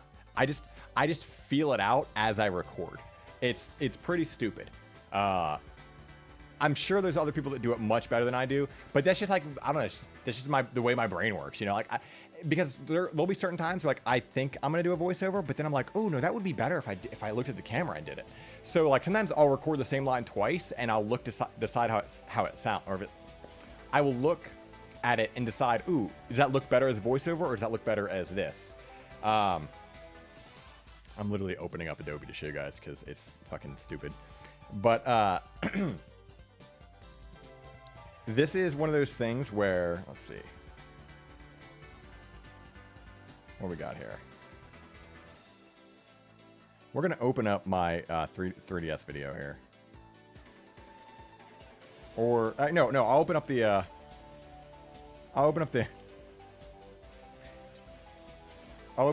the Oracle of Ages video. Oh, wait, did I open up After Effects? I opened up After Effects. I'm an idiot. This isn't even the right program. You can tell this is all unscripted, right? As we listen to this chaotic music. Yeah, also, that's another thing, too, is I switch back and forth between After Effects and Premiere, depending on what I need to do, which also is, like, a whole other weird, like, mental nightmare that I have, because I take my footage, right, and I chop it up. I put it in Premiere, and I get the audio synced. Then I go, okay, like, for the Zelda video, it's like, I need to rotoscope myself out. I need to cut myself out. I do that in After Effects. But when I put myself in After Effects, and then I export a video, put it in After Effects, export it again, and put it back into Premiere, the color changes. And I can tell it changes, and I'm colorblind, so I know everybody else can tell. So there might be a couple of times you guys might see like the color change a little bit, and that's literally why. Because of that mess. It's, yeah, the voiceovers are actually performed by a voice double. I hire somebody to do my voiceovers entirely, right? So here we go. I'm opening up the 3DS one because I feel like it's better to show you guys what the timeline looks like to get a better idea of what I mean when I say like the editing. Sorry if I'm stupid with the colors here, but so this video is 25 minutes long, or actually it's like closer to 30 minutes. I'm gonna hold the whole laptop up like an idiot on this really cool freeze frame of myself. So you see all these little blue things over here? Those? That's the voiceovers. So that's literally the footage that you're seeing when I was doing the little thing right here. So if I move it over there, like that's, the line is on the blue. That means it's a voiceover. So I know when I do a voiceover, I put those little like this little blue footage over it, right? But if I end up with too many of those, then I look at my overall footage and I'm like, oh man, there's way too many of those blue lines and not enough of me lines, if that makes sense. Or I'll say vice versa. There's way too many of me and not enough of those blue chunks. So that's when I decide to, like, you know, shift something from voiceover to non-voiceover or non-voiceover to voiceover. So it's like, I just kind of feel it out as I go. But the problem is the voiceover sections, that's what takes me the longest amount of time. I would rather sit and talk to the camera the entire time, because as much as I love editing, it means less editing for me. Here you go, Sam.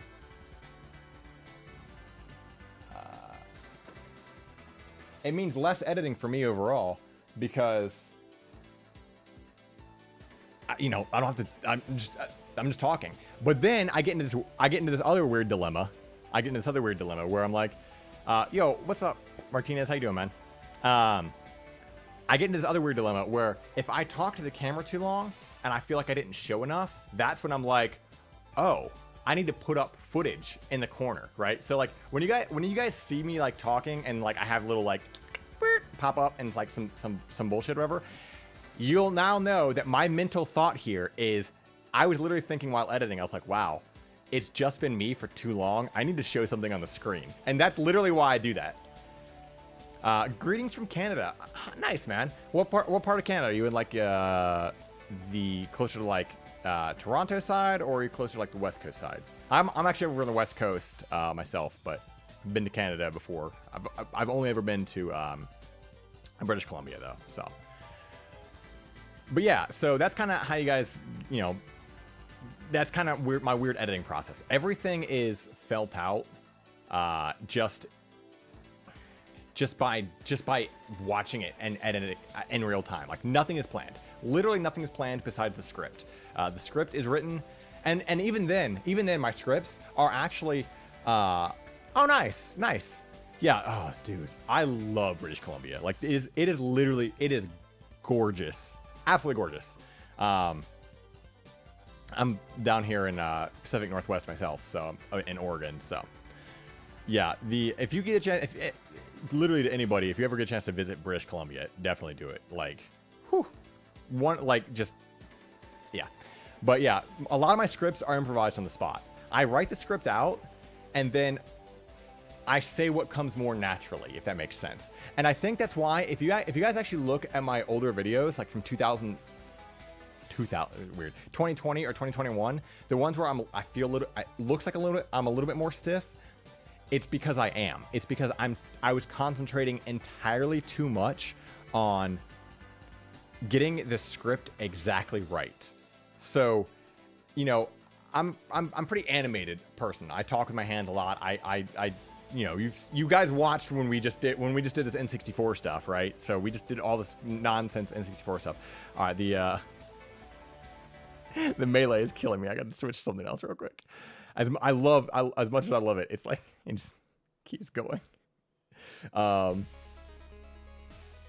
yeah, so that's why like a lot of my more modern videos in the last 6 or 7 months or whatever they've been a lot more like I'm a lot more loose. And it's because I write the script out, but then I just say whatever's the closest thing to the script. And sometimes I realize I say something and it just doesn't sound natural. So I just say it in a way that I would normally say it, you know, because like when I'm writing something out, I don't necessarily write it in the most natural sounding way. You know, I almost write it more like a report. So yeah, it's kind of a weird process. My process makes no sense, and I would highly recommend nobody ever follow it. But it's funny though, because I was talking to a buddy of mine the other day who was saying he wants to get into like some YouTube video stuff, right? And again, I'm not like I'm a nobody on YouTube. Ultimately, you know, we're sitting at 1,000 subs, and I think that's amazing. Again, thank you guys so much for supporting the channel. And obviously my goal is to grow, but like I'm not talking like I'm coming from a place of like, yes, you know, famed YouTuber SimplyAJ or anything. But I was telling him, you know, like people put way too much emphasis on how they're gonna make a video and not just making it. Like the very first video, if you guys ever want to see like my first video, which was posted on another channel and it did really well, and then I was stupid and I took it down, was actually the Castle Quest video. That's the first video I ever made. I made that video in like 2016, and because I've always wanted to do YouTube videos. Big inspiration for me was literally the Nintendo Angry Video Game Nerd, back when he was the Angry Nintendo Nerd, before YouTube even, right? But I didn't know how to do it. I didn't know like what to do. I had no idea how you capture game footage, how you do anything. I didn't know, so I just kept pushing it off for the longest time. And then when I decided to make that Castle Quest video, I quite literally said fuck it. I took my phone at the time, which I think was like a Galaxy S4. So the whole thing is shot on the Galaxy S4. I took a toilet paper roll, like an empty, like the cardboard tube from a toilet paper roll, and I cut 2 slits in it, and I slid my phone down into the thing, because I didn't have a tripod. So I took a toilet paper roll, I took my phone, and I slid my phone down into it, and I recorded the entire video that way. Now, I'm not saying that video looks great, but I think it looks pretty good for a video shot in 2016 with somebody who has no idea or had no idea what they were doing. And then with Premiere, I literally just grabbed a copy of Premiere and I just threw things in, and I just kind of figured it out. Like everything I've ever done with my video editing has just been me figuring things out. And most of the time, everything I've learned has been because I wanted to make a joke. I learned how to rotoscope, and I've gotten pretty damn good at rotoscoping. I'm pretty proud of how my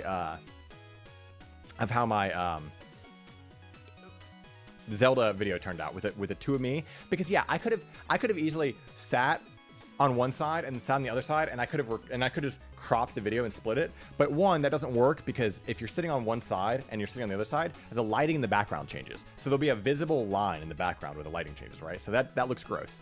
But I wanted it to be natural, where if you look at my arms, like when I'm talking, I cover up the other one, and it's not this weird like garbled mess, you know, like doesn't like. I wanted it to be like, oh, we're sitting next to each other, so when I talk, like, and I move my hands, the other one's right here getting covered up. I learned that literally because I wanted to make a dumb joke on Twitter like 2 years ago. Not even on Twitter. Actually, we used to do a movie night in Sam's community. We used to do a movie night back during like the peak pandemic. We would do a movie night every Friday, and I wanted to like do a dumb thing with I wanted to cut the dragon out of Dragonheart. We watched Dragonheart one night, so I learned how to rotoscope, and just so I could make a 5-second joke that only like 7 of us in the movie night would appreciate. That was the entire reasoning. Every single thing that I've ever done when it comes to learning stuff has been because I have a dumb joke and I want to make that a reality. Like I think people put way too much emphasis on like how to like, oh, I need to learn this. I need to get this program. I need to get this. I need to get this microphone. I need to get this camera. I need to do this. I don't know anything. I didn't know literally dick. Like when I was recording on my phone, and like it's not like that video, that Castle Quest video. It's not amazing, but like. It looks pretty okay, you know, like it's not amazing, but it looks all right. And even like my videos, using my previous camera, like I was sitting in front of the TV, like look at the Mario 3 video. Like I don't even have it like centered. Like the microphone is sitting right in front of me. You can see the microphone, you know, like you can see like the whole frame of the TV because we hadn't changed the lens yet. The reason like we're using like, or we were using a 50mm lens before. We weren't using that in my earlier videos. I was sitting on a stool. I don't sit on a stool. You know what I sit on? I sit on a fucking table, guys. I sit on a table when I record my videos. I mean like a generic, you know those black generic end tables that you can get at Target for like $10? I sit on one of those. I pull it out of the garage, I carry it upstairs, I put it in front of the TV, and I literally sit on a table. So, long story short, with all this rambling I'm doing, it's just, I feel like if people want to make things, they should just literally do it. You know, like there's no reason not to. If you have an idea for making something, it's like, just, it sounds stupid to say just do it, but literally just fucking do it. Because like, everything I've done has been makeshift. Every single thing is makeshift. I'm not even, this isn't even my computer. This is Sam's computer. I don't even own a desktop. I need to get a desktop. I would love to get a desktop at some point so I edit everything on the laptop Sam is using. And let me tell you guys, trying to render After Effects on a laptop is the worst. You can hear that fan from like 3 rooms over. It's like, oh, help me. And I'm like, but it's only like half a second. And it's like, I can't do it. But like, just hold out little laptop. You can do it. You know, like, but I put this stream together on a computer that's not even mine, just because I wanted to put them together, you know, like, so the whole point is just literally, there's always an option to do something, you know, like, and you can just upgrade over time if you care enough to do so. The laptop is 100% melting. I need to get a good desktop at some point, in due time. But I make do. That's my whole point. Is I make do. You know, I do all my editing on the laptop. I used to shoot footage on a phone. You know, the camera footage has been upgraded slowly over time, you know, or the cameras have been upgraded slowly. Like, you know, it was the previous camera, then a different lens, and now this new camera. It's always been a slow process, but like, I think the more important thing is what it looks like, your presentation, how it looks. And I personally, that's why I kind of want to go back and redo some of my videos, but I think there's nothing wrong with that either. Man. I just rambled on about that. I don't even know what that rambled. Oh, here's Koji. He's like, what are you touching me for? Hi, bud. So yeah, you guys got to see Midna earlier. This is Koji. He a good boy. So I can't make videos because I don't have a little table to sit on. See, Hi, buddy. So yeah, this is the other one. You guys saw. Now you got to see both of them. Yeah, he was literally just over here staring off. There's nothing over there. He's just staring off at nothing. I don't even know where Midna's at now. She's being a good girl somewhere else, but. So how about that Elden Ring? But yeah, so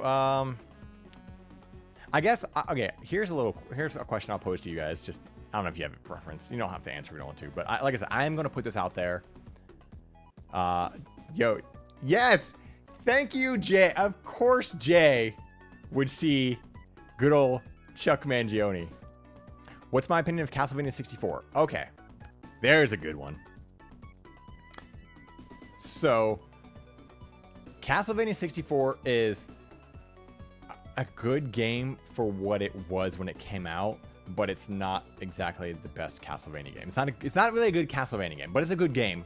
And I'm not saying it's a good game now. I'm saying it's a good game. I don't like to judge games based off of like, I think it's so dumb how people will literally, this is gonna put me in a whole tangent. You've unleashed a beast here, Nightcrawler. But it really bugs me when people play a game from 96 in like 2020 and they're like, man, this game sucks. This game is awful. Like, it wasn't made for you. It wasn't made for a 2022 audience. I keep saying 2022 audience. It wasn't made for a modern, it's made for a 96 audience. And at the time when Castlevania 64 came out, people were still like, oh my God, this is 3D Castlevania. This is the coolest thing that's ever existed. So is Castlevania 64 a good Castlevania game? It's an attempt. It's not that great. But I will, and this is a promise, I am going to cover every single Castlevania game. I'm going to do it. I already covered all the GBA ones. So I would do a more in-depth like Java video on Castlevania 64. Yes, this is Up All Night to Get Lucky, but it's Angel Island from Sonic 3.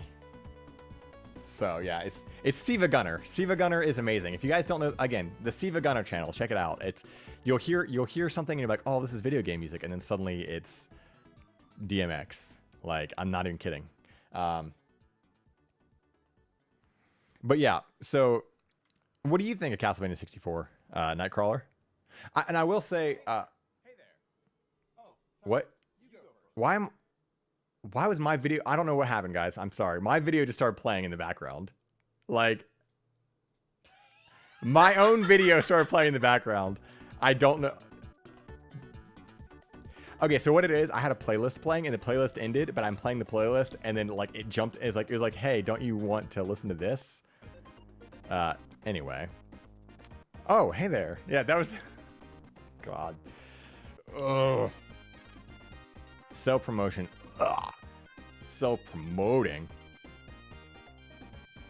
What was I saying? Oh yeah, this is my question that I want to pose to you guys, and I'm gonna do a poll because I want to get like the broader audience who missed this stream too.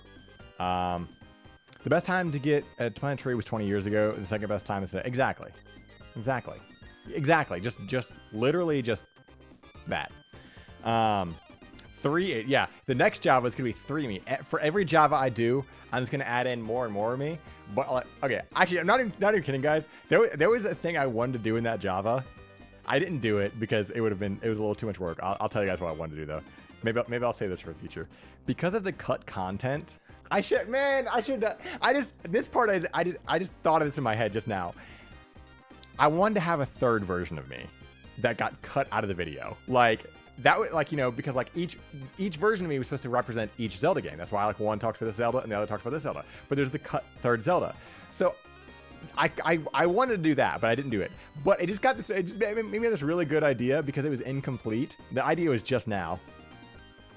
How funny would it have been if I would have had like the third one pop up like, oh, is it my turn yet? But because it was incomplete, it was like a tiny version of me that pops up over my shoulder, and I could have been like, oh, what the hell? And like flick it off, just like, and that would have been the end of it. That would have been the whole joke. Damn it! I just thought of that just now, and I it's too late. I can't do it now. Like, that would have been amazing. Like a little smaller, more incomplete version of me pops up to talk about the third canceled game, and I'm like, get out of here. Like, ah. Damn it. Well, that's a wasted idea. Okay, saving that one for something. I don't know what. If there's ever a time where I can have a tiny version of me that I flick off my shoulder, we'll figure that out in the future. The idea was that the game was cut and there was no third AJ. Exactly. That's 4D chess for you. Exactly. We never saw footage of the third game, therefore you never saw footage of the third AJ, but he existed.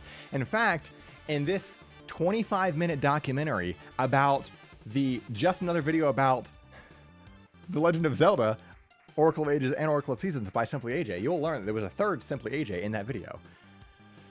It just gets so meta. It just keeps getting more and more meta. Oh.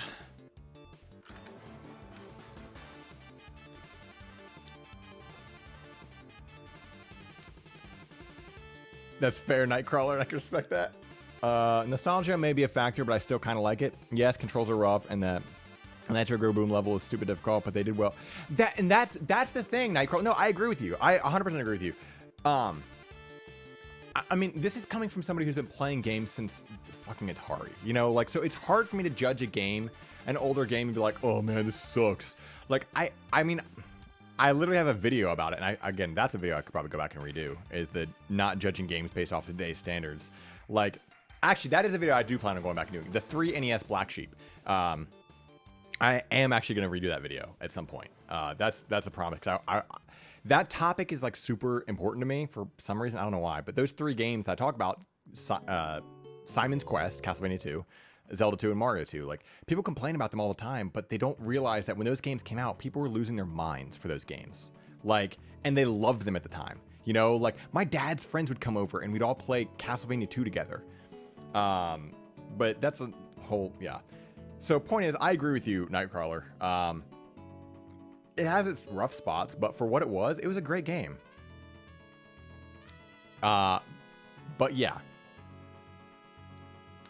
What was I gonna say? The question that I keep trying to pose to you guys, that I keep getting distracted because this is what happens when I stream. And I'm gonna, like I said, I'll put out a poll. If you guys don't feel like answering now, or you don't want to be vocal about it, you can always answer in the poll and do it like anonymously or whatever.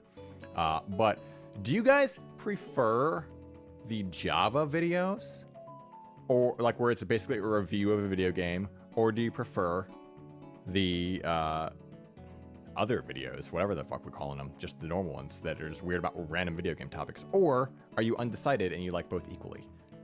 I'm asking that because I'm just curious. Because like I said, I do one, then do the other. I do one, then do the other. I do one, then do the other.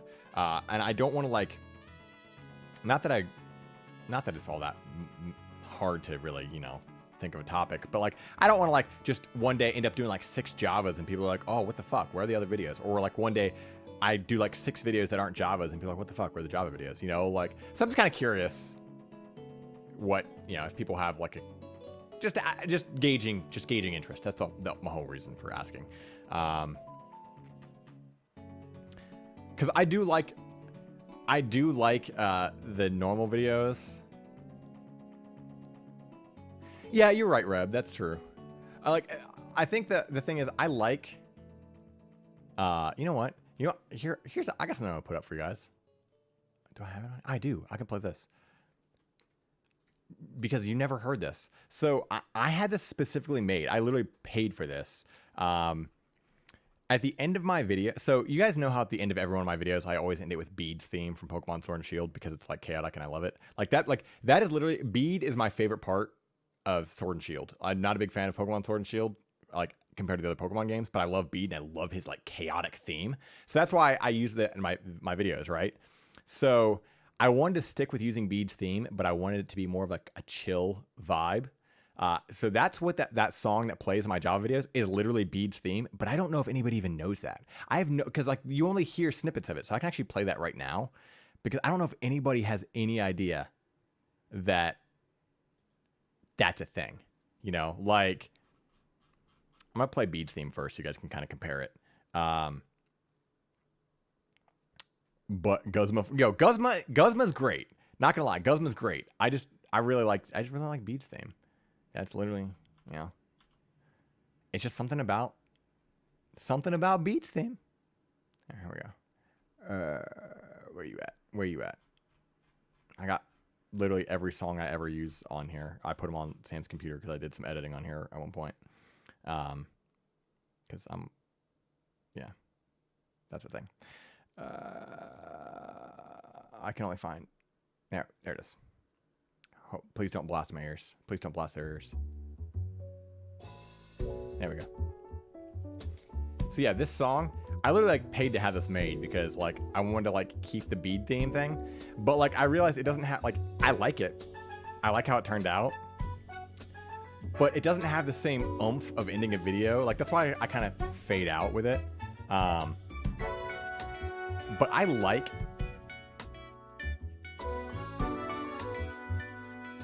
yeah, this is literally just beads theme in a jazz arrangement.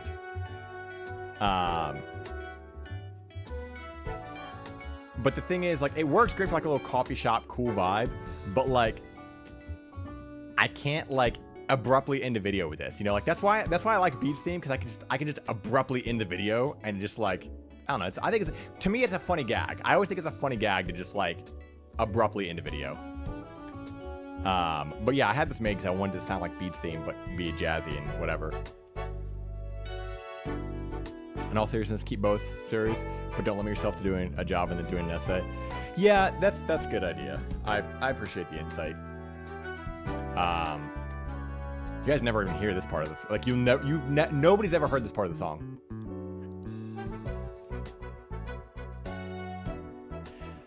But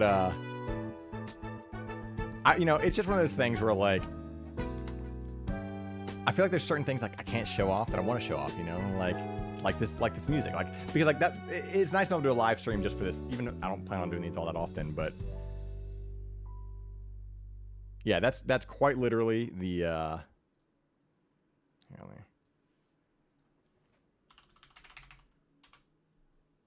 how we're gonna get blasted.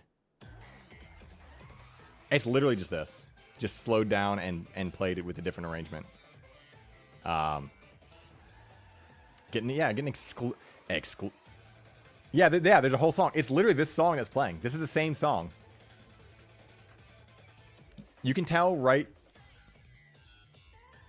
here. That part is literally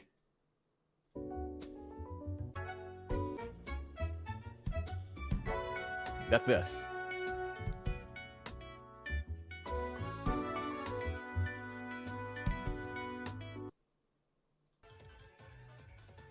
Same thing, just slowed down. I'm really proud of how it turned out, actually. Like,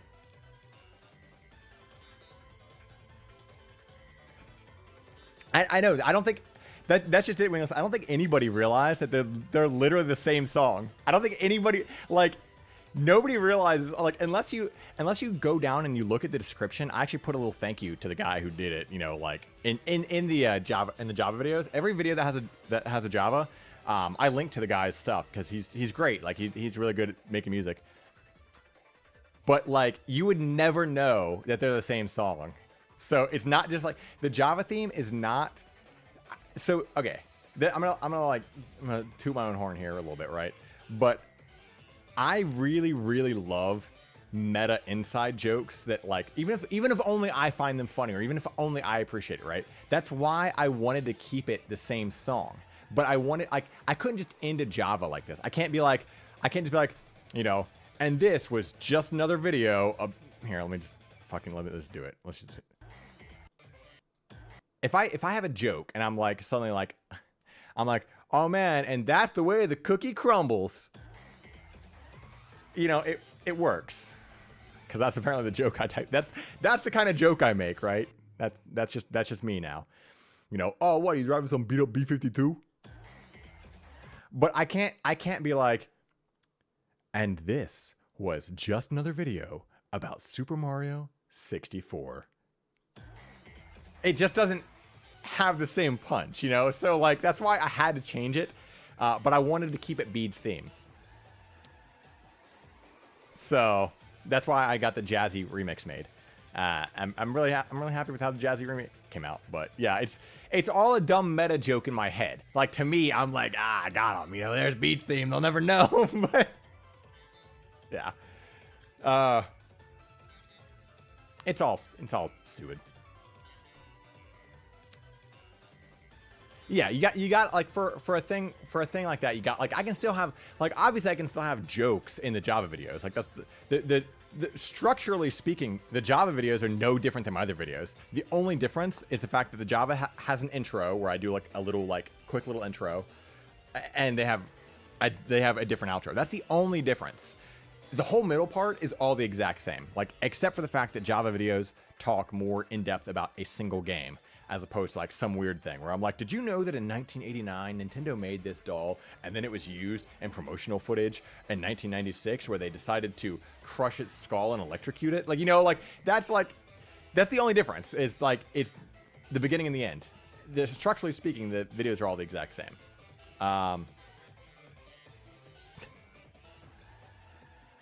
Meta jokes are the best jokes. I'm glad you appreciate my dumb meta nonsense. Yeah. So I'm glad that people like both the Javas and the non-Javas. God, I want to show you guys. I can't though. I can't. I want to show you guys the video from Friday so bad. It's done. It's ready to go. It's 100% done.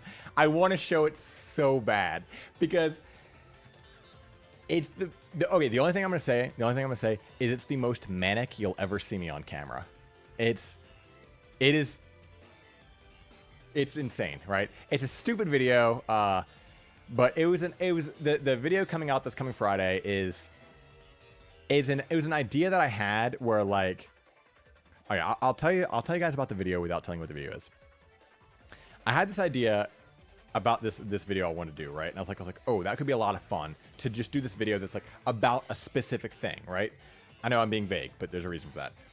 It's about this specific thing. And I was like, I will go ahead and make that video. But when I went into the process of trying to make it, like I wrote up the script and then I was like, okay, here we go. I'm going to make this video. I realized that I had no idea what I could show. Like I realized that like, you know, I kind of talked to you guys about my editing process there. I was like, what do I show with this? Like, how do I showcase any of this? Like, how do I talk about this?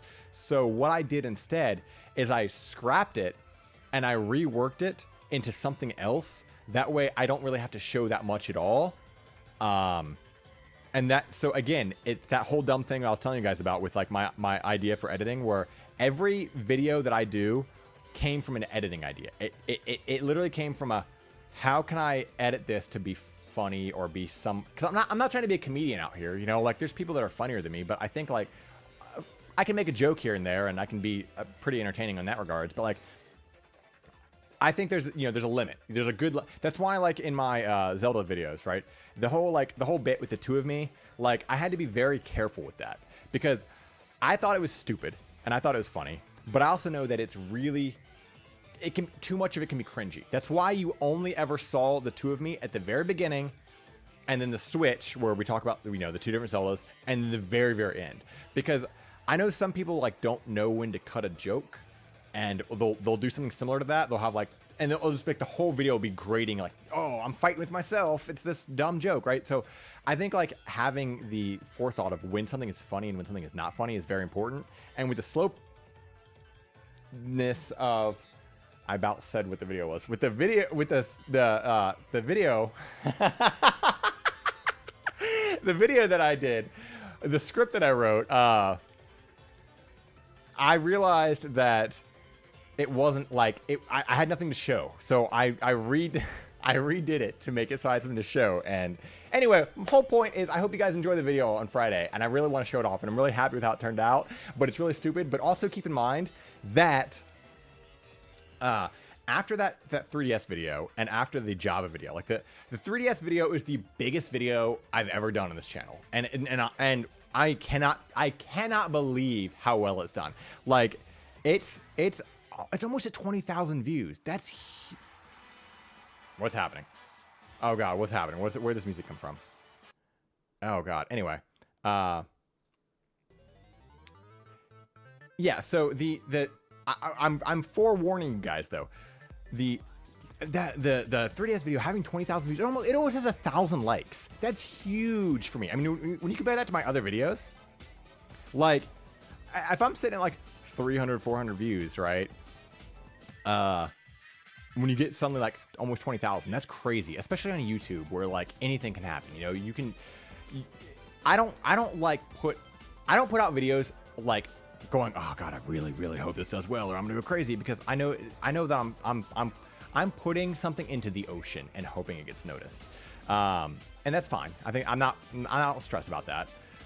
But my whole point is I put a lot of time and effort into that 3DS video, and then I immediately followed it up with a job of it covering 2 games, and I put a lot of time and effort into that, and then also like playing the games and editing the game. Like there's a lot, right? So my whole point is that this next video is a breather for me. So if you're looking at it and you're going, what the hell is this? It's a breather.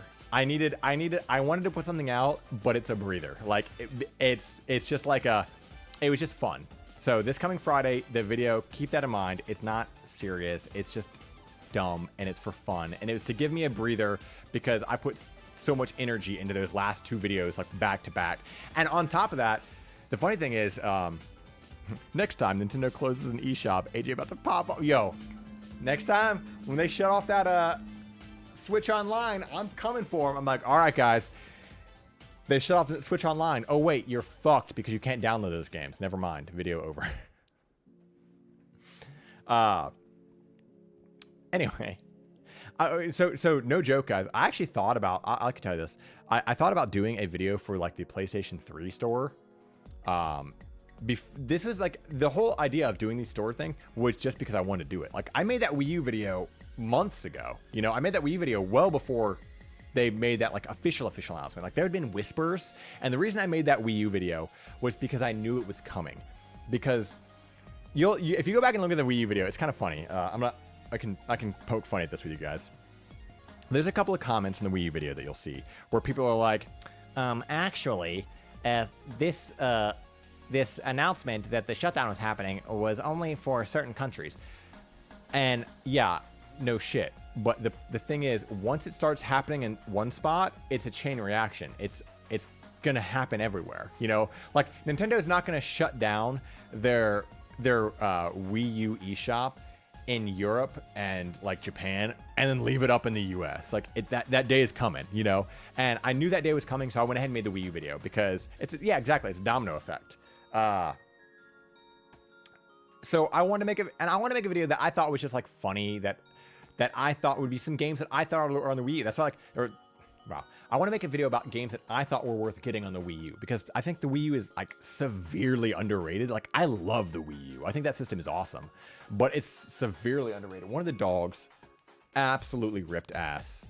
I don't know which one it was, but here I am in it. I thought about going back and doing an update to that video, to the Wii U video, because was it you, Koji? Did you rip ass? I thought about doing an update to the Wii U video because I put so much work into the 3DS video, because that was like the one where they're like, okay, here we go, it's actually happening. You know, they're shutting it down. But like, hey, get off my laptop. Sorry, dog is walking on my laptop. I thought about going back and doing an updated Wii U video, but I was like, man, do I want to be that person? Like, I don't want to make videos and chase after an algorithm, you know? Like, yeah, like the 3DS video was like good timing to do. And I figure, wow, you didn't see that. Nobody clipped that. Oh yeah, you guys do clips on my channel now, by the way? So, I don't know if you guys knew this, but okay, I'm having a serious ADD moment right here, but I'll get back to this. I didn't know if you guys know this, but you can clip on YouTube. Some channels have the ability to clip, and mine's lucky enough to have the ability to clip. So if you ever see something really funny that you want to show with your friends on my channel, you can actually clip, like it doesn't have to be a live stream. You can clip my actual videos, and you can clip my videos, and you can send that link to people, and it will not only send them to my channel, but every view of that clip will actually go towards the full video. It's really cool. So if you guys ever want to like help, you know, push the views on the channel, clip it. You can clip things. You can clip the, like, so if you see like one dumb little joke that you think is worth sharing, you can actually like clip things. So like even like those dumb jokes we were making back with the Star Fox 64 stuff. Yes, exactly. Like Javert's Fall. Is that the name? Javert? From Les Miserables, the clip that I did the other day. Yeah. So yeah, I thought that was really cool. You can do clips on certain channels.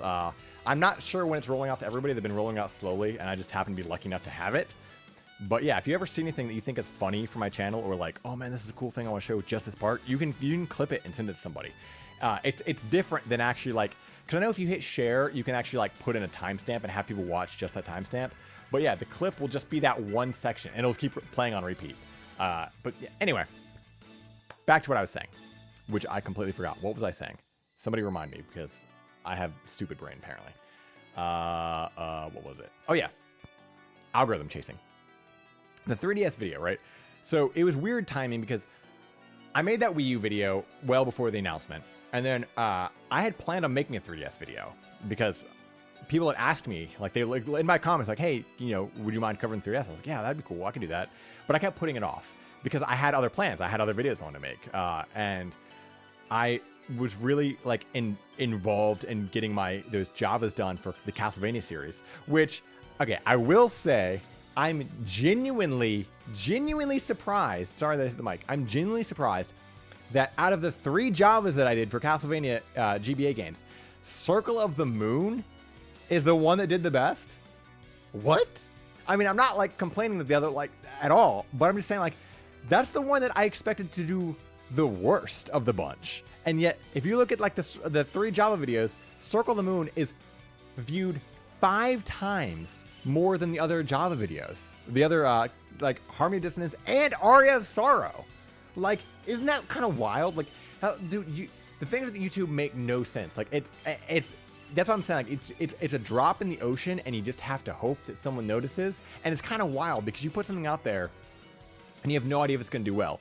So I made the Aria of Sorrow video, and then literally Nintendo made their announcement. I was like, oh god damn it, I have to get this 3DS video done now because people have been asking me, and I just had to get done. So I rushed to get that out. So that's why it's the dance. It probably is the dance.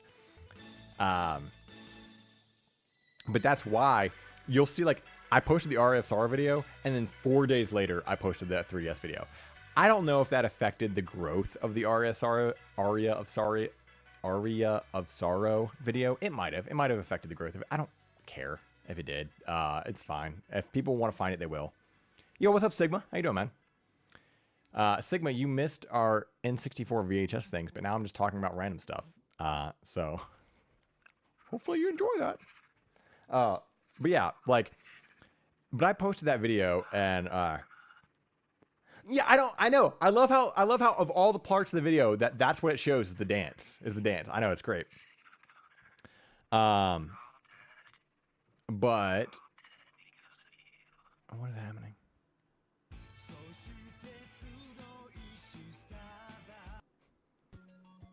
Anyway, so the whole like the whole random tangent I'm going on right now is the fact that, like, Sigma, how do you feel about? Oh yeah, oh my God, Sigma, I want to. You're gonna. I have to. Let me show him real quick. Let me show him. I'll just show him a little clip. I can't. We can't tantalize him with that and not show him what we're talking about. Your feature presentation from Nintendo Power. Just gonna show him a little clip here. Kill me if I told you. Just spilled his guts about Star Fox. About Bob? didn't tell him about the Rumble Pack, did you? No. Bob, you just did. I did. You did. Spill it, bit boy. Make me. Little plumber boy now. Jump to the battery cable. Here we go. This is the Rumble Pack. the big reason why Star Fox 64 is the coolest cinematic gaming experience there is. It's designed with a force feedback device that lets players feel the game. Wait a second. You're telling me that this Rumble Pack actually lets players feel the game? What, like you're actually in the cockpit, flying and fighting? That's impossible. Nuh-uh. I hope you're ready for a sniff. Yeah. Hook it up. Why does he sniff it? Hook it up. Why does he sniff it? Why does he sniff it? Okay. Anyway. Oh. Let me sniff. Yeah. So, whole tangent I was going on is I'm not trying to like chase any sort of algorithms with the videos that I make. I just literally, I get an idea for a video, and then from that I get an idea for an editing idea. If I get an idea for a video, I write it down and I ignore it forever. And then at some point in time, I get a dumb editing idea and I'm like, oh man, that'd be funny. And then I'm like, which video would that pair with? Oh, this one. All right, I'm doing a whole video on it. So like, that's how all these came to be. But like the 3DS one, I thought about, after that came out, I thought about like going back and but doing a more in-depth Wii U video. Because the Wii U video actually kind of took off on its own too. Like that ended up getting to like 9K views, which is again a lot considering the fact it did well, and then like suddenly like 2 months later it just fucking rocketed up. No idea what like caused that to happen, but for some reason it just like exploded out of nowhere. And then Nintendo's announcement made it explode even further. But at the same time, I realized if I went back and I redid, like, I'm really happy with how the Wii U video came out. I love it. I genuinely love my Wii U video, especially like the dumb, like, little part with, like, my favorite part of the Wii U video is the stupid little bit with the Wario game at the end where like I realized it wasn't like a Wii U digital exclusive, and I pause it and I walk out and I like have a whole like weird meta thing. Like that's my favorite part of the whole video. And like if I do another video for the Wii U and I like make it more like the 3DS video, like that charm kind of gets like tossed to the side, you know? Like I like the charm of the first Wii U video, and I don't want like, yeah, I could do it and it could probably do pretty well because it's a hot topic, but like what's the point? I don't want to just like chase hot topics. I want to do things that I think are funny, you know? Like, and if I think they're funny and if other people think they're funny, it's good enough for me. Like again, I'm not trying to like do everything by a formula and a system, within reason, of course. So only true Rumble Pack connoisseurs know a sniff is the only reliable way to identify a Rumble Pack. And yeah, that's just it. It's like I could go back and do the Wii U video, and I could go back and do more 3DS games even. Like you could just I could stick with that formula forever, but it's like I don't want my channel to be pigeonholed into like dude talks about these things for like these Nintendo games forever, because at that point it's also a lot less about the games. Like the Wii U video was games that I wanted people to play. I think people should get, you know, and like I'm not knocking any other channel on here. You know, there's a lot of people who made videos about what games you should get on the Wii U and what games you should get on the 3DS. There's a lot of people that did that. However, I think what is different about mine versus a lot of other people's was the fact that, and there is some overlap with the games, but the games that I picked, or the games that like are on those videos, were games that I genuinely think are cool games, and I either did research on or have played or whatever. And it's not just like the typical like, okay, here's the hottest games that everyone's talking about. Here's the top 10 games everybody thinks you should get, and they're always the same top 10 games. Because like, who cares? That information's already there, you know? Like it's more fun to like talk about something that like I have a personal connection to, that I can talk about, you know? So that's why I kept the Game & Wario thing in there, because like, yeah, it's not a Wii U digital exclusive, but one, it's expensive, and two, I have a personal connection to it because I own Game & Wario, so I kept it in there, and I kept a little bit about me pausing the video and walking out and doing the whole little thing, whatever. But yeah. God, it's like a hamster identifier. Dude, that I kind of want to do a video on those N64 videos. I just don't know how. Because again, like if you guys look at like Drew Gooden or Curtis Connor or like any of those guys, they're really good commentators about videos. And I think I could mimic that style. I could probably get away with doing it. I'm nothing if not pretty good at, like, you know, faking it until you make it sort of deal, right? But it's also not the type of content that I make. So like, yeah, I could do a video where I kind of like, you know, riff on the N64 stuff better. But like, it's just not what I do. So, you know, that's why I put them here live. But who knows? Maybe the Yoshi's Island one I might touch on. I might, because it's good. The Yoshi's Island one is also very good. Like I said, there's 10 of those videos. There's 10 of those VHS videos. Not all of them have the same quality as the Star Fox 64 or the Mario 64 one, but, you know. Get in the door, little man. Oh, man. So, did you guys... Also, as I said, super appreciate you guys watching this and being here. Not that everything is... Weird. It says my current frame rate is too high. Has the video been skipping at all? I don't know. I don't know if it has been. It's probably because this camera does 120 frames, but I don't think YouTube knows how to do that. So like for me, what I see is like insanely smooth, but it might not be as smooth for you guys. Anyway, what I'm trying to say is, I appreciate you guys coming here. Like I'm very, very close to hitting the ability to apply for YouTube partner. So for those who don't know, you have to have 1,000 subscribers and 4,000 watch hours within a year to apply for YouTube partner. And you know, it's one of those things, like I've always kind of looked at it like, oh, if I got it, that'd be cool. But like I've never stressed about it. I didn't want to stress about it. I think YouTube is down something to 60 frames. Okay, well, I mean, as long as it doesn't look terrible. I didn't realize that because I've had the wrong window open the entire time. So I actually wasn't looking at like the stuff. So whatever. And I love how YouTube says the current frame rate is too high. Please set the frame rate to but like I literally can't. Like there's no way to actually change the frame rate unless you turn off the stream. Like that's not, you can't do that. Anyway, point being, I've never really stressed about like hitting YouTube partner. If I do, that'd be awesome. I would love to hit it, but I've never been like a big stressor about it or anything, right? However, I've gotten so close now that I'm like, okay, now I'm stressing about it a little bit. Like I was trying not to, right?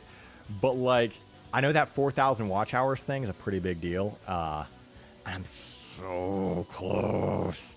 Like, let's take a look. Let's see. Whoops. I just ended the music because I did it on the wrong thing. Get back over here. Anyway, but it has to be within a year, meaning those watch hours expire. So I was like, oh god, well, like once my videos start catching up to when I started making them again last year, are those videos gonna start dropping off? You know, like so I'm in this weird mindset of like, oh no, like if my videos, because like I didn't release a video in March of last year, so no video could have dropped off. But I did release a video in April of last year. So that means my video that I released in April of last year, the views from that are gonna drop off in April, you know, like the watch hours. So I'm like trying desperately to hit that damn watch hour thing before that happens. Because if I hit the 4,000, they'll send me the damn application and I can apply. I'm sitting at 3,937 public watch hours, and that's updated as of March 25th because they're always 2 days behind on their update, right? So I'm like, oh my god, we're so close. So I appreciate the hell out of you guys being here. Because, I mean, it means a lot. Like the fact that you guys are here and supporting it, but like that watch hour stuff, like it adds up. You know, it's whatever. I've never been big on like the views and the watches and all that. But because I'm so close, I'm like, come on, you know, like I got this new video coming out on Friday, and I'm like, I think we can hit it. I really think we can hit it. I think I can hit the 4,000, and then I can apply, and I never have to stress about it ever again. And then it's just like home free. So yeah. I know I'm literally like 99% of it. That's just it. Like that was last updated the 25th. So like any views that I've gotten in the last couple of days, because like believe it or not, the like my Java video, right? The Oracle of Seasons one, that one's kind of capped out. Like they always like, again, I'm not heavily expecting my videos to like explode. I know what my audience is. I know what my size is, you know? So like a lot of my videos are getting, you know, a couple of hundred views, and I'm fine with that. Like I would love like if some of the older ones got some more views, but like obviously, you know, people will find them or they won't. It's no big deal. But the Oracle of Seasons one, or Oracle of Ages one, it's kind of leveled out. But every now and then it gets a couple of views. But the fucking 3DS one, dude, like every day that's like, I'm gonna look at the analytics here. Every day that's going up, and it's definitely hit a point where it's not skyrocketing as much. But like every day, like okay, so here we go. As of today. Like, oh, what is this? That's watch time. Okay, so I can look at the watch time of that video, right? That video alone has generated 2,523 hours of watch time. That one video. And that's of March 27th. Now, March 25th, if I go back and look how many hours it generated, on March 25th, it was sitting at 2,449 hours. So 2,449 hours, and now it's up to 2,523 hours. So what? 523 minus 449. That's how many hours are not being accounted for in, yeah. 523 minus 449. Whoops. 523 minus 449. So there's 74 hours not being accounted for right now. So I think that means I'm actually there. Technically. I think that means we're technically at the 4,000 hours. Once YouTube updates, I think it's going to be there. I think like once YouTube updates, like I'll have the like, and by updates I mean like once it like, because it's always 2 days behind. So once in 2 days, I think we'll actually be at the 4,000 watch hours. So that's kind of awesome. Like I'm pretty excited for that. But yeah, this really rockin' Flintstones theme we're listening to right now. 24-hour randomized Java live stream. Yeah, there we go. I just talked for 24 hours. But okay, here's the funny thing though, right? It does count this live stream. It does count this live stream. So, you know, like the funny thing about watch hours is it's concurrent with the people, right? So like, obviously, you know, we've been sitting like anywhere between 8 to like 14 people or whatever, right? And the let's just say an average. Let's say an average of 8 people, right? Say 8 people watched the stream for the entire time here. We'll say 10 to make it easier for math. And the stream has been live for 2.5 hours. That's 23 hours of watch time right there. So yeah, it does count this. So I really do think that once the watch hours, unless I'm wrong on the if it's, because it does say it didn't it's last updated March 25th, and there are more watch hours that I don't think they're being accounted for, but I'm pretty sure we're gonna hit it. I normally don't, you know, normally I'm not like that confident about something, but I'm pretty sure we're gonna hit it, especially because I got this dumb little video I'm releasing on Friday that I think you guys are gonna at least laugh about. Again, it's stupid. But dude, speaking of new videos though, I'm so excited to do a new video with this camera. Like, so excited. I cannot wait to do a new video with this camera. Because it's gonna look so much better, like so much better than the last videos. Not that the last videos look bad, but it's like a huge upgrade. But damn, guys, I mean, I don't think I got anything else. I mean, unless you guys got any questions or any requests, are there any topics, Java topics, I can write them down that you want to see, you know, that I could do at some point in time.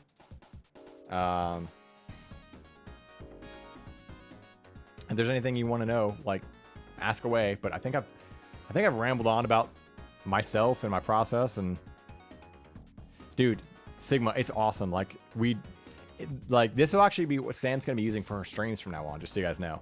So like I was showing, this is literally how she was doing it before. This was the Logitech C922 right here. and this is the new hotness. So Sand's gonna have a huge upgrade on her streams too.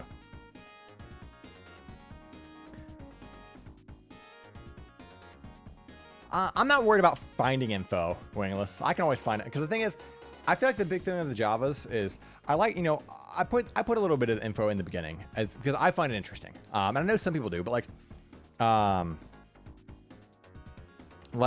I'm not the video game historian, you know. I'm not out here trying to do like, here's a 45-minute video on like the deepest, like, you know, creation of Mario 3. Which, by the way, that video is amazing. If you guys haven't watched the video game historian's video on Mario 3, it's really good.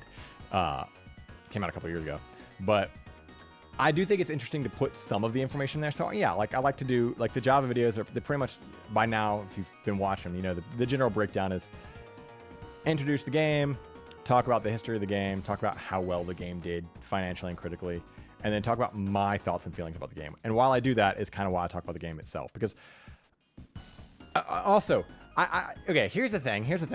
Tell me if this is something that you guys care about or not. And I don't know if anyone's ever even caught on to this, but, or if anybody cares about this. I have never done a video about a game I don't like. And I think I kind of want to stick with that. I don't know if that's something people like, because I realize, like, okay, I have nothing against the people who, like, dislike a game. That's fine. There's plenty of games I don't like. And I could talk about why I don't like them. And I could talk about why I don't, what the hell does that happen? I could talk about why I don't like them, you know, critically as well. And not just be like, because nothing is more boring to me than just like, this game sucks and it looks bad and it looks like a PS2 game and Elden Ring, yeah. You know, that's a voice I did apparently. It's so boring. So I kind of want to keep, I've always thought it's more interesting to talk about things you care about, right? Because who cares? I mean, like, I could talk about a game I don't care. Like, the very first video I ever did was Castle Quest, right? And it's really just me making fun of Castle Quest. And then I kind of realized I don't know if it's just me getting older, because that was 2016 and it's 2022 now. If it's, you know, me getting older and realizing that, like, just like, negative content isn't really, like, that interesting to me. Again, I have nothing against people who don't like games. In fact, I actually regularly watch videos about people describing why they didn't like a game if they can do it critically. So, like, I find it fascinating. Like, if I love Sonic 3D Blast. I don't know why that came to mind, but say I'm like, yeah, Sonic 3D Blast, right? And then someone's like, okay, I really don't like Sonic 3D Blast, but they talk about why they don't like it, and they say like, oh, I don't like Sonic 3D Blast because you know, I wasn't a big fan of how the spin dash is tied to the B button, and you know, it didn't really feel as intuitive to me, and the fact that, you know, the levels, they're not linear anymore, but it's more kind of a Mario 64 open world that you kind of explore looking for the flickies. I didn't really feel that was intuitive to Sonic, right? Say somebody does something like that. I made all that up just now, by the way. Then I'm interested, because I'm like, oh, that's a good point. That's interesting. It's well thought out, and it's something I might not have thought about, or maybe I did think about, but I just don't agree with. I like those kind of videos. I think that's cool. So don't get me wrong. I'm not against people making videos about games they don't like. I think if it's well thought out, it's fascinating, and that's why I like watching videos about games I love that people don't like. But I just don't know if that's something that people would give a shit if I did, or, you know, yeah. Let me see here. What kind of games are you not interested in making videos about for whatever reason, like genre or series? So the games I probably wouldn't make anything about, I'm probably not really going to touch any sports games. I mean, who's really like, okay, so you played FIFA 2012. Now let me tell you all about FIFA 2011. You know, like, videos with more objective points. Yes, yeah. So, I probably wouldn't really touch on any, like, sports games or anything like that. I need to know the difference between FIFA 2012 and FIFA 2013. I need to know what the difference is between NBA Live 98 and NBA Live 97. just a 2-hour video about. See, but the thing is, okay, Wii Sports doesn't count. I could do a 2-hour video on Wii Sports because it's different. You know, it's not. It's different. It's not NBA Live 98, which I joke about. I own NBA Live 98. Fun fact. In the 5th grade, I broke my arm. Did you guys know that my right arm is smaller than my left arm? I don't know if it'll show up on camera. I don't know if it will, but like this arm is actually smaller than my other arm. I don't know if it shows up, but the bone is smaller because I broke it in the 5th grade. Anyway, my stepdad got me a get well gift, which was NBA Live 98. And I played it and I had fun with it at the time, but like, it's just a weird gift for NBA Live 98. Video on Mario. See, I could, Mario sports games don't, yeah, I could do a video on Mario sports games. Cause I like, so like, honestly, the first sports game that I have memory of playing, that I genuinely remember playing, the first sports game was NES Open.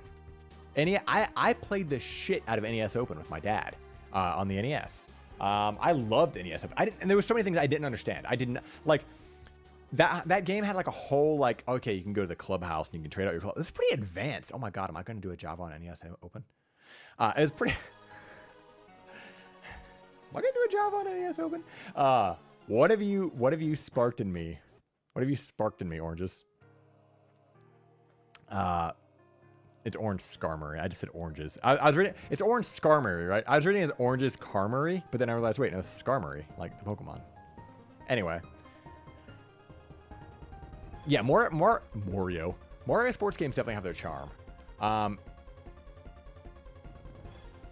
And exactly, Kumiko, you get more passionate about things you actually like. Like, it's a lot easier to talk about things you like. And there's certainly games I could, okay, here's one for you. Here's one I could talk about. I could do a Java on Kingdom Hearts 3. I have it written down, doing a Java on Kingdom Hearts 3. And I wanted to call it, like, you know, just on the video about Kingdom Hearts 3, who was this game made for? But the problem is how do I do a video about something I genuinely didn't like, but also keep it fun and interesting? Because I don't want to be that guy just bitching and moaning. But I'll give you guys a little sample here. I talked to Reb about this the other day, actually. But and J Stank Clownbirth knows all about my feelings about Kingdom Hearts 3. But I loved Kingdom Hearts, right? I loved Kingdom Hearts. I loved Kingdom Hearts so much that I got to level 100 on Destiny Islands. Now keep in mind, I did that before that people were doing that, like people were doing like challenge runs on like Twitch and YouTube, because it didn't even exist. YouTube didn't even exist yet. Actually, YouTube might have existed, but I don't know. Regardless, get Pal in on this. So I got to level 100 on Destiny Islands, and my favorite Kingdom Hearts game is Kingdom Hearts 1. And that sounds like, I know that sounds like a Pokemon Gen 1er, but there's a reason for this, right? It's not nostalgia. It's genuinely the gameplay. I love the gameplay of Kingdom Hearts 1. I was 16 years old when Kingdom Hearts 1 came out. And at first I couldn't really I got it. I couldn't really get into it as much as I wanted to, because let's be real. Kingdom Hearts 1 has a pretty slow intro, right? It's a little hard Jamba just a major bitch about. Yeah, and I sit there and I drink Jamba juice the entire time. Oh, it's perfect. It's perfect. So I was 16 years old when Kingdom Hearts 1 came out, right? Here guys, you want the juice? 16 years old when Kingdom Hearts 1 came out. And it was a little slow, couldn't get into it for a while, but then I watched my friend play it, and he was farther in the game, and I was suddenly hooked, you know? Like, I was like, okay, I can get past, because, let's be real, Wonderland was kind of a rough starting world, you know? Like, but once you get into Agrabah, you're like, oh yeah, this is rad, I'm into this. But Wonderland was a little rough.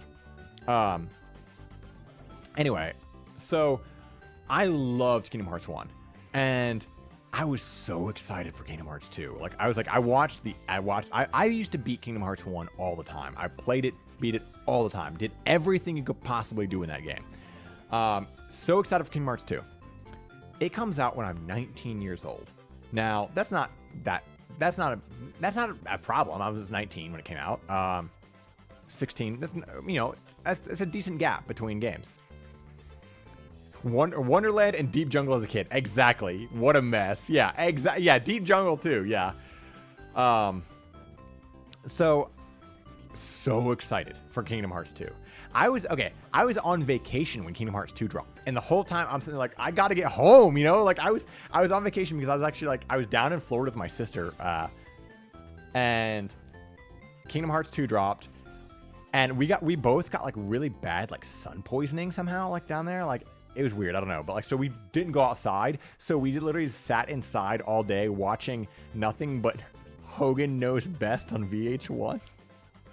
And I just kept thinking the whole time, like, oh my god, I need to get home and play Kingdom Hearts 2. I need to get this game, right? So Kingdom Hearts 2 comes out. I play it, and I liked it. I did like Kingdom Hearts 2, but the cracks were already showing a little bit. Yeah, sun poisoning, when you get like really, really sunburnt, you know, because you're an idiot and you don't put on suntan lotion because you're 19, like me at the time.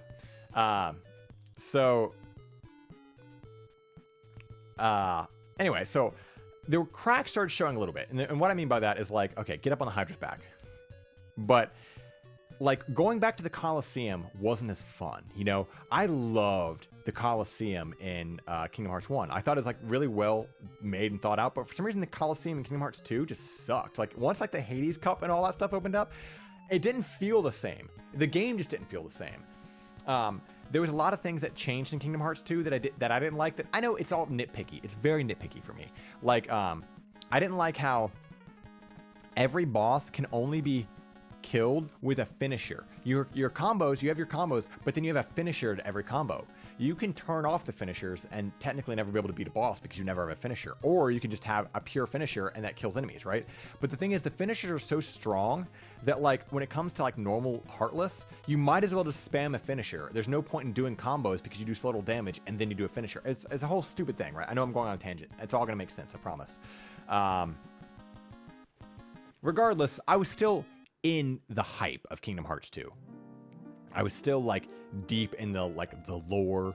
I watched the ending video with the 3 nights, and I was like, what is, we all thought that was going to be Kingdom Hearts 3. Of course we did. We didn't know it was going to be Birth by Sleep, but we all thought it was going to be Kingdom Hearts 3 because that's the most logical jump. Kingdom Hearts 3. Look at these knights. Look at these keyblades. Look at everything that's happening here. This is amazing, right? That was amazing.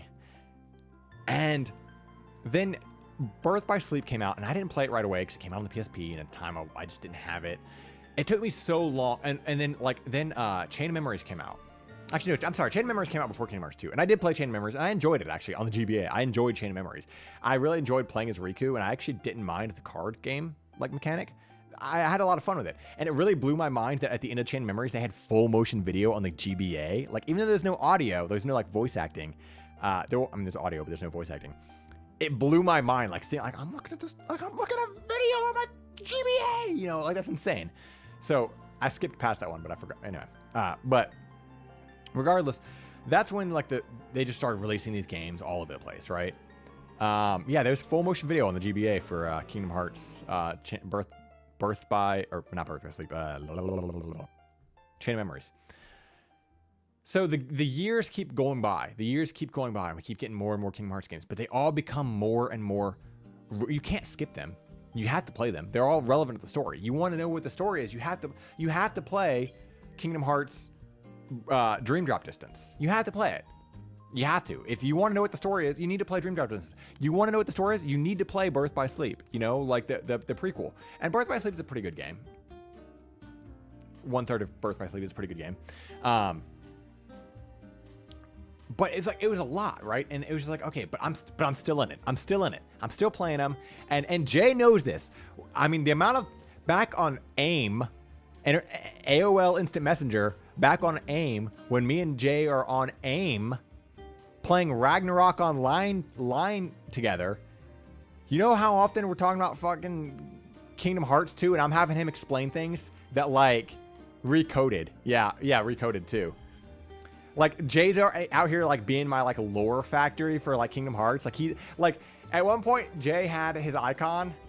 Jay is Clownbirth, by the way. His icon on AIM was Xehanort. Bald Xehanort was his icon on AIM. And I don't know why I remember that, but I didn't know that was Xehanort, and I didn't know that was also Xemnas, and that was also Ansem, because I didn't know the full lore yet, because Jay played the game before I did, because Jay also had the final mixes. I didn't get to play the final mixes until like later on. So I got like Jay was like my info dump on like things that like from the final mix that I didn't know anything about. Like, oh man, like he was like, I remember like hearing all about like the fight against Xemnas in Kingdom Hearts 1 that I didn't get to do, you know. But yeah, so that's a whole thing, a whole other side story. So yeah, there we go. 1/3. Yeah. So 1/3 of it's good. But anyway, the years go by, right? And here we are in 2018. Kingdom Hearts 3 comes out. I started this series at the age of 16. And in 2018, I was a 32-year-old man. That's insane. And to just call it Kingdom Hearts 3 is also insane to me, I think, because at that point, all the other ones are basically like we already had Kingdom Hearts 3, 4, 5. You know, we already had them. They were already a part of the story. Don't act like this is like. But when you really put into perspective that I played Kingdom Hearts 1 at 16, and then Kingdom Hearts 3 or Kingdom Hearts 2 at 19, 16, 19, and then I played Kingdom Hearts 3 as a 32-year-old man. But I'm not done there, right? They changed so much. They changed so much because Kingdom Hearts was this love child between. It was this love child between Disney and Square, right? I almost threw my PS4 out the window when Kingdom Hearts 2.9 came out. Yeah. Kingdom Hearts 2.9 came out on the screen during the prologue. Right? Yeah. Don't remind me of the inevitable passage of time. I was having. Okay, I'm sorry for reminding you of the inevitable passage of time. But I'm getting the age isn't the issue here, right? I don't mind telling my age that I'm a 35-year-old man. That's fine with a Mario doll. I'm not like. I'm saying that because it'll make sense in a second here, right? Kingdom Hearts is a love child between Disney and Final Fantasy, really. But it became more of a love child between Disney and Square and less Final Fantasy because they started adding in like other things, like, you know, what's that one game that everybody loves with the anime kids? You know the one. Girl's got the hat, dude's got the look. The world ends with you.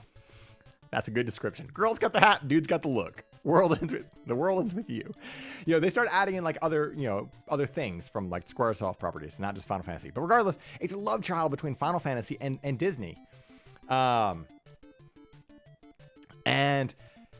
it was so well done, you know, like we have these Disney characters, we have these Final Fantasy characters, and they interact with each other so well. And yeah, we have some original characters, but I mean, like, Maleficent is like she's a big bad right there alongside the rest of them, you know, like it was a decent balance.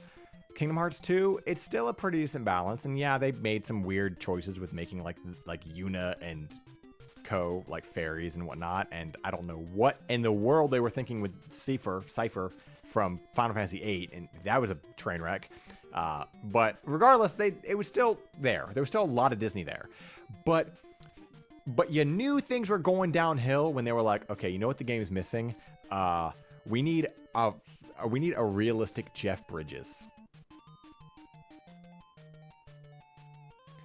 Birth by Sleep gave us Jeff Bridges because they decided to take us back to Tron Legacy this time. We do Tron Legacy World. First of all, who really gave a shit about Tron Legacy?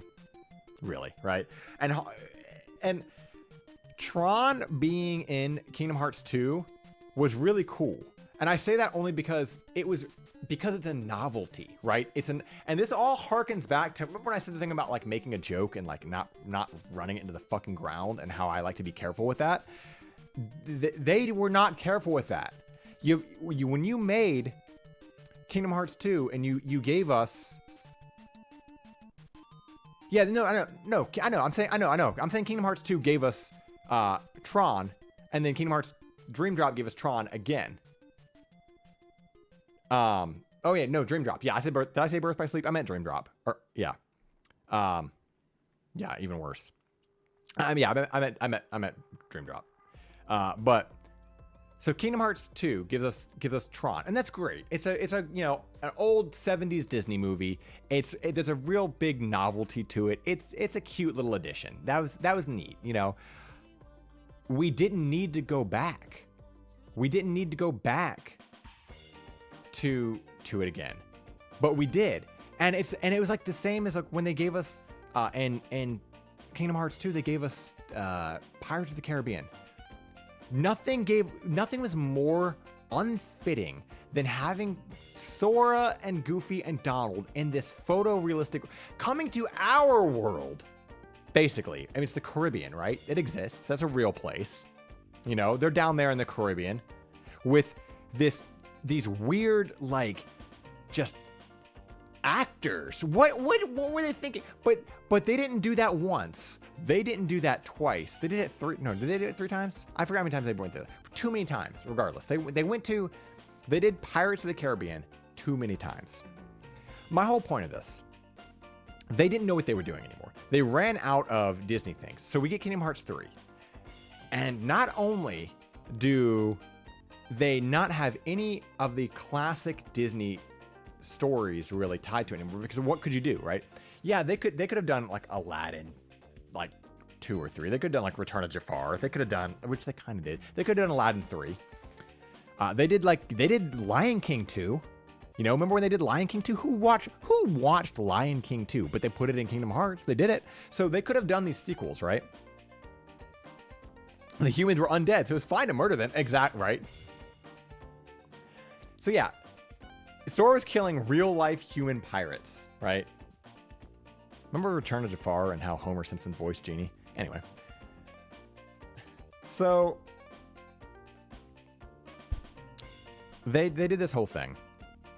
And they ran out of Disney ideas. Now, Disney has a huge library of games or of movies and stories. They have a huge library, but they were on this whole like Princesses of Heart thing. They were stuck with the princesses. They could have done other movies. They could have done other Disney movies, but they instead decided to do Pixar. I've got nothing against Pixar movies. I like Pixar movies. I just watched Turning Red. Great movie. If you guys haven't seen Turning Red, go watch Turning Red. It's awesome. Regardless, I like Pixar movies. I liked Big Hero 6. I saw it in theaters even, back when theaters were a thing. But did we need to have a beat for beat, like, shot recreation of Frozen's fucking song that she does? Did we need to have that in the game? What was the point of that world? There was no antagonist in that world. And you realize that they weren't even making a game about like these worlds anymore. They were just making shit up. Like that was, yeah, in Kingdom Hearts 3, Frozen is in there. And they have an entire, I'll see if I can find it afterwards, Kumiko, and show you. They have a whole thing with that. Now, when you go to the world of Frozen, what do you expect, right? What do you think is going to happen? Well, Frozen has an antagonist. If you watch the movie, it has an antagonist. It's a dude. He's pretty evil. When you play through Frozen, instead what it is, you go to a castle, an ice castle made of electricity. Don't know how that happens. But somehow Larxene shows up. She's an electric user. She makes a snow castle using her electric powers. Don't know how that works. But you go through the castle. Then you see the main antagonist of Frozen. He has no lines. Ever. You see him in the distance. He's walking with a sword.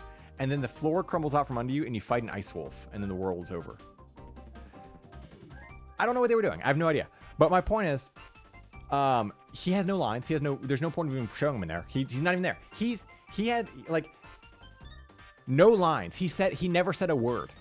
No written dialogue for this man. You see him in one scene, and it's him walking.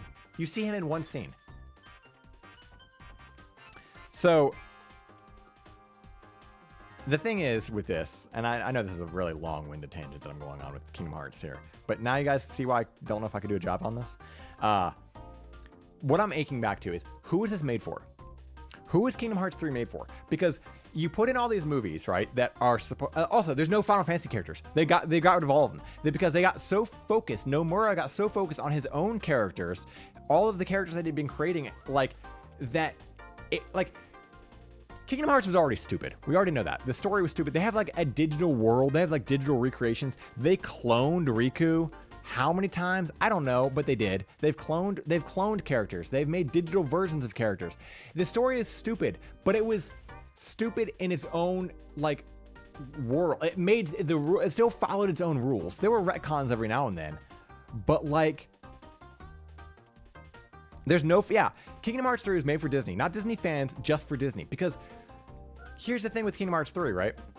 You can't say that it was made for kids, assuming that they're gonna be like, oh yeah, I like to play, I liked Frozen and I liked Toy Story, which the Toy Story section fucking was weird, and I liked, you know, Monsters Inc., which oh my god, Monsters Inc. felt like it went on for so long. Like, all these are things, like, you would think putting these in there would be cool, but, like, something about them, Pixar movies, I like Pixar movies, but they don't have the same charm as a Disney movie. They don't have the same pedigree as the classic hand-drawn Disney. They just don't. It's a different company. Pixar movies are a different company. You know, it's a subsidiary. So the thing is, you can't say that it was, like, to appeal to these kids, because no kid is going to jump into Kingdom Hearts 3 and know what the story is that for the series that's been out for fucking 16 years, you know? So, but you can't say it was for, like, the fans of the series, because they undid everything that made this. So that's what I'm saying. Who is it made for? Who was Kingdom Hearts 3 made for? And I played through the whole game. The only thing I didn't do was the DLC. I counted on Jay to basically explain everything about that to me, and it just sounds even dumber. It sounds like the DLC is basically Nomura, you know, he fucked up Kingdom Hearts, or he fucked up Final Fantasy 15, so he decided, let me fuck up Kingdom Hearts 3 and try to force Final Fantasy 15 into Kingdom Hearts 3. The ending God, there's just so much wrong about Kingdom Hearts 3, right? So, as you can see from this long-winded tangent I've been on, I could talk a lot about it. But would that be really that entertaining? And would I really be, like, fun in doing that? You know, like, that's why I wasn't sure, is it fun to do a Java about something you're not a big fan of? You know, when I could go, okay, I could write this script about everything wrong with this, and I could, oh my god, thanks Adobe Reader, that scared the shit out of me. But I could do this script about, I could write all these things like, oh, I hate Kingdom Hearts 3, and I could sit there and talk about the camera like, oh my god, Kingdom Hearts 3, or I could talk about something I like. You know, like. And it does depend on my delivery, because, you know, I mean, obviously, I'm not the kind of person where I'm not going to be like, oh my god, you know, overacting it. Like, I don't feel like when I do these videos, yeah, I'll embellish here and there, but for the most part, that's just how I am. For the most part, the delivery is how I am, you know, like, the embellishment that you guys see are from the skits. They're from the stupid things, like the double of me, you know, like, but when I'm just talking, that's just how I'm talking. I could talk about Kingdom Hearts 3, and I could probably deliver it in a way that could maybe be interesting, but I just don't know if that's something people would give a shit about. Like, you know, I still think it'll work whether you love it. Yeah, and that's just it, because that's the biggest thing, is my feelings towards Kingdom Hearts 3 come from a place of passion. That's what I think is important about talking about something you don't like. You have to, if you are passionate about something, I think then it's more interesting to hear about something you don't like versus talking about it just because you hate it. Nobody cares, dude. Like, literally, nobody cares that you don't like Elden Ring, dude. Nobody cares. But if you were passionate about the series and you talk about why you're not a big fan of Elden Ring, okay, now you got my ear. Let me hear what you got to say. You know, is it because the bosses, you know, is it because the Crucible Knights only give 3,000 runes, but they're harder than most bosses? Is that why? I could get behind that. I understand that. Passion's a big part of it, and I do agree with that. Maybe it's something you don't like, but it has a lot of humorous stuff around it. and makes up for the content. Yeah, I can agree with that, Sigma. But you can be like the... Oh, God. The CinemaSins. Or whatever. That's just it. Like, the CinemaSins stuff is like... I know a lot of people rag on CinemaSins, right? For just basically nitpicking a whole movie. And I know the dude who runs CinemaSins has basically said, like, there's a whole drama behind CinemaSins. Basically, CinemaSins is a channel where people nitpick a movie. They know they're nitpicking a movie. They give a sin for every like small little thing on the movie. But then people get upset because they say that like a lot of the things the guy says in the nitpicks are things he says in his real reviews. It's a whole stupid thing. Regardless, who gives a shit, right? You either enjoy the content or you don't. Who fucking cares? My point being, like, if you want to talk about something, at least make it interesting, you know? Like, if you don't want to talk about something you don't like, at least make it interesting. Be passionate about it. Journey of a Man through Kingdom Hearts versus man ends up playing Kingdom Hearts 3, unfortunately. Yeah, exactly. Yeah. Journey of a Man through Kingdom Hearts who loved the series versus a man who was paid by Kotaku to play Kingdom Hearts 3 and he hates everything about it.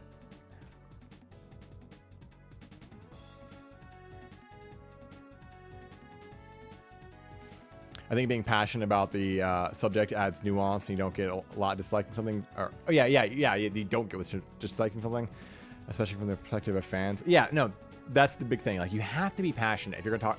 If you're going to talk about something you don't like, be passionate about the topic. Don't just bitch about it because dude, I saw one of my friends told me that one of his friends was complaining about Elden Ring because it was only 50 gigs. Complaining about it on the PC. I'm sorry, what? That's your complaint? Man, that's your complaint? I would rather have a game... Man, if this game doesn't take up my whole hard drive, it must be a load of dog shit. What? What are people's priorities, man? Like... Because the file size, not even the game was too small, because the file size was too small. What? Like, are you kidding me? Like, and it's that kind of like, the thing is, you know, for anybody who partakes in social media, I'm sorry, I do too, and it sucks, it's terrible, but we've all seen it in the last couple of weeks, right?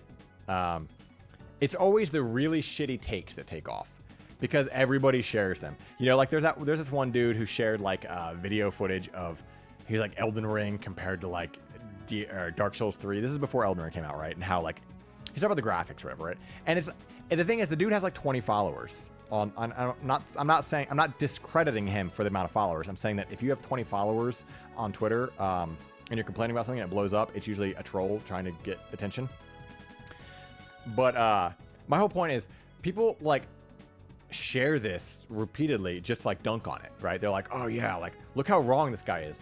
But like you're just adding fuel to the flame. Nobody cares. Like if you really, and I feel like if you really don't give a shit, then don't share it. You know, like there's something to be said about like people who are a lot. We see this in video games all the time. People who are insecure with their purchases, right?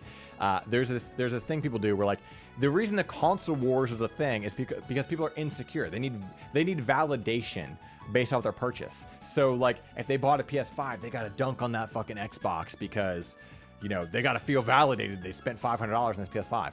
They can't just be like me and go, I'm a fucking idiot and I spent this much money on a PS5 because I wanted it. Because I wanted a PS5.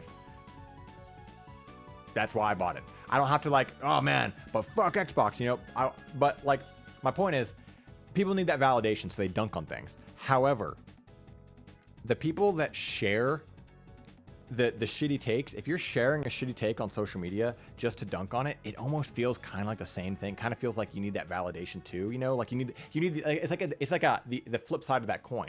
Like, you know the game is good, you enjoy the game, but somebody else is dunking on it. in a really shitty way, but you have to share that and go, look how fucking stupid this idiot is. But I feel like by doing that, you gave them power, you know, you kind of, so that's why, like, I just don't care. If somebody doesn't like something, I'm like, cool. I just don't care, dude. Like, you can hate something. I could talk about my all-time favorite games, and you can come to me and be like, man, AJ, that game fucking sucks. I'm like, that's cool. I don't care. I might want to hear your opinion on it, but I'm not like, but like, there's no, like, it's just weird, you know? Like, so, man, I see a file size and I'm like, how did they do that? Right?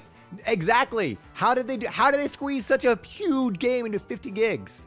Especially when the fact that, guys, do you remember, I want somebody to rip. I want to know how big Metal Gear Solid 3 is. Or not Metal Gear Solid 3, Metal Gear Solid 4. Because do you remember on the PS3 how on Metal Gear Solid 4, every chapter, every act had to install separately on your PS3? I kept saying PS4. Metal Gear Solid 4 on your PS3 had to install every act separately. So you'd be playing the game and you're like, yeah, here we go. I'm playing the game and everything's good and it's awesome and here we go. You beat Act 1 and then you had to watch an install screen of Snake smoking a cigarette for like 35 minutes. I want to know how big that game really was. You know, like, I need to know. Anyway. If Nintendo Power ever announces a full-size console, I kind of think it's... Oh, yeah, it really is. It really is. The console wars are stupid, dude. It's so stupid. It's stupid. Yeah.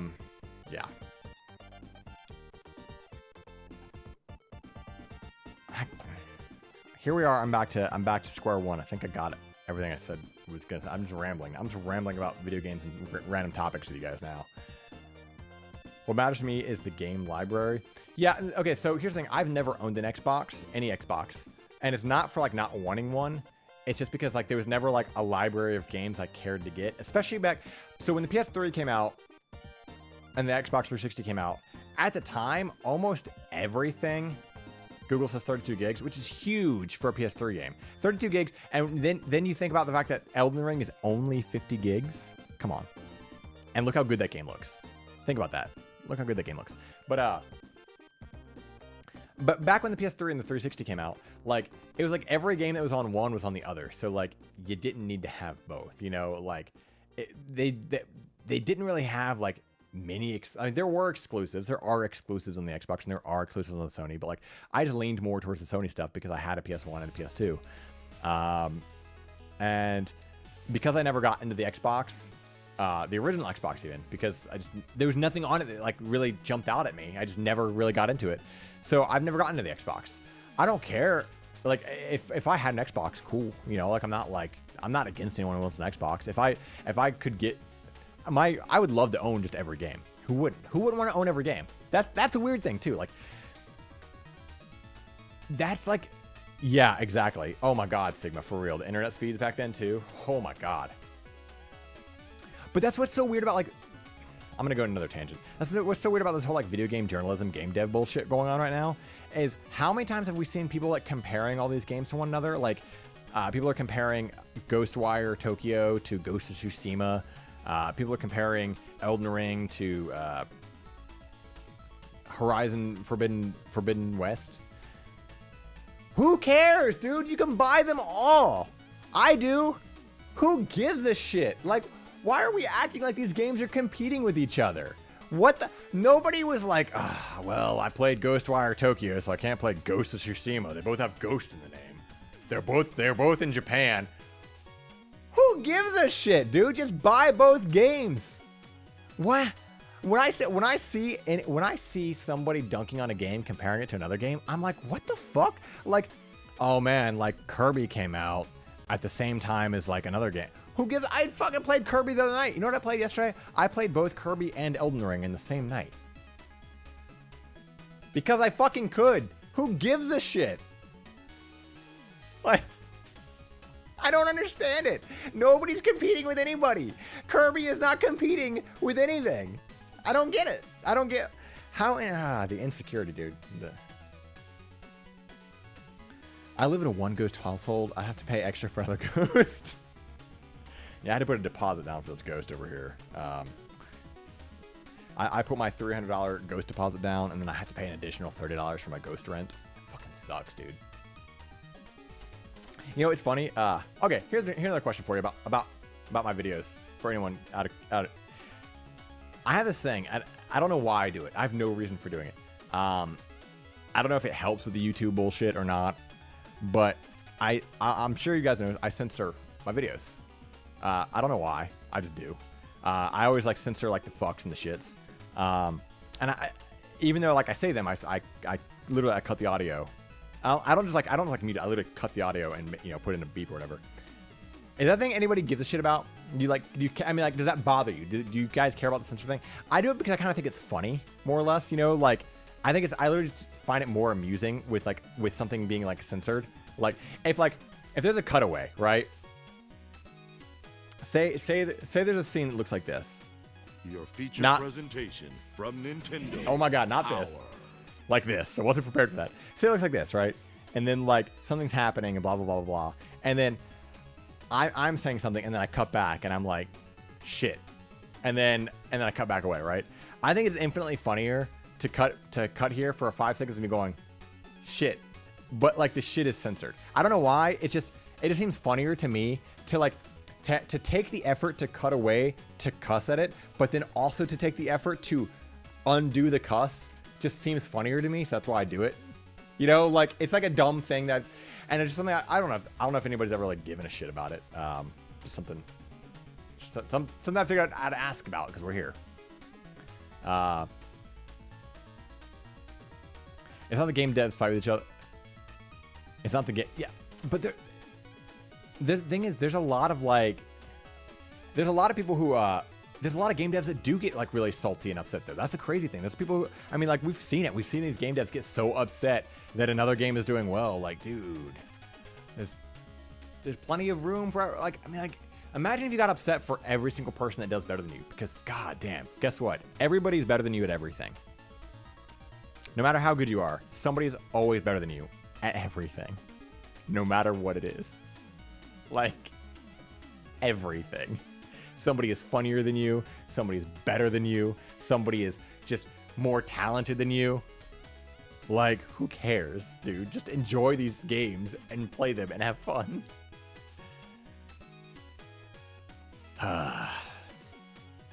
Except me. Nobody's better than me.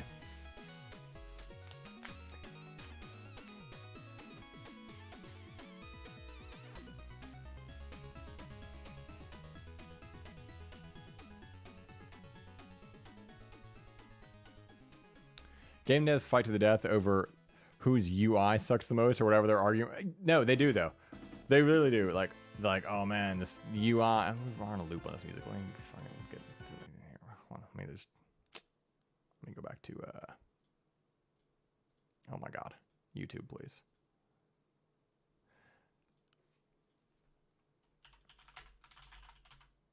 Yeah, no, they fight because they're literally like insecure with. I'm just gonna listen to this whole thing. But yeah, no, they fight because they get insecure about their games, and the whole like UI complaints that we were seeing with the is like because that was a direct comparison with Elden Ring and Horizon Forbidden West. Like, dude, who cares? Like, take it as constructive criticism, Like, I genuinely want people to I love constructive criticism. I'm not saying that to like fucking. I want it. I like constructive criticism. That's why I'm asking you guys questions about like my videos. That's why I ask about the censor beeps. That's why I ask if you prefer these, because like I want to know like what works and what doesn't, so I can adjust and change it. Like if something doesn't work, oh well, like fucking learn from it, dude. Like, oh hey Scarlett, how you doing?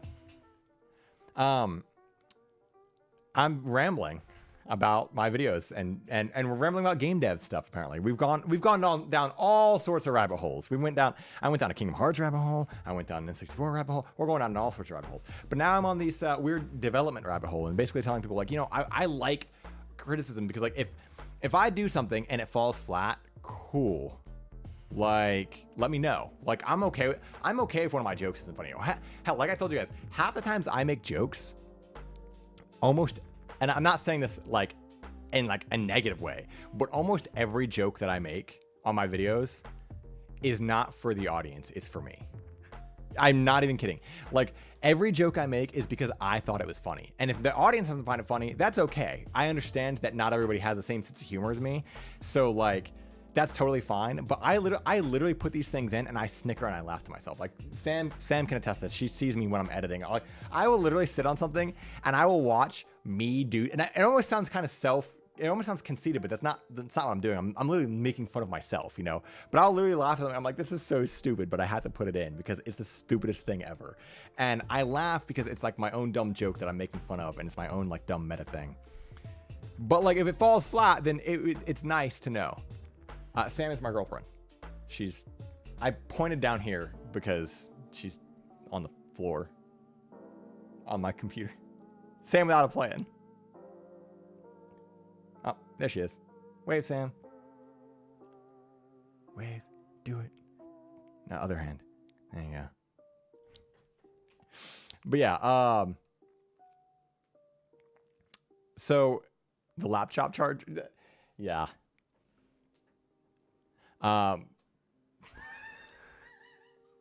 Emo?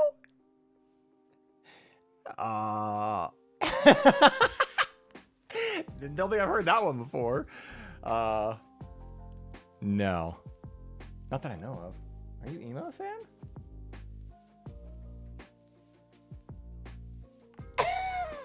I was waiting for a retort. I was gonna say something. I'll keep my shit.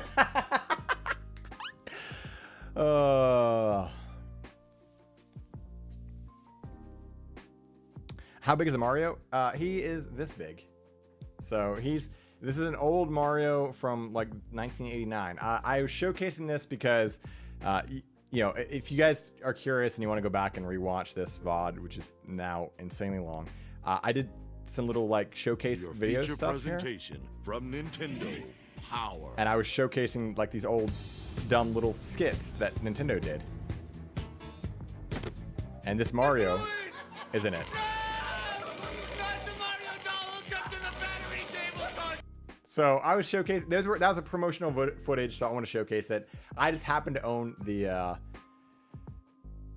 right, Scarlet. I want to, oh. There you go. Yeah, not the battery. But anyway, I think I'm like out of things, guys.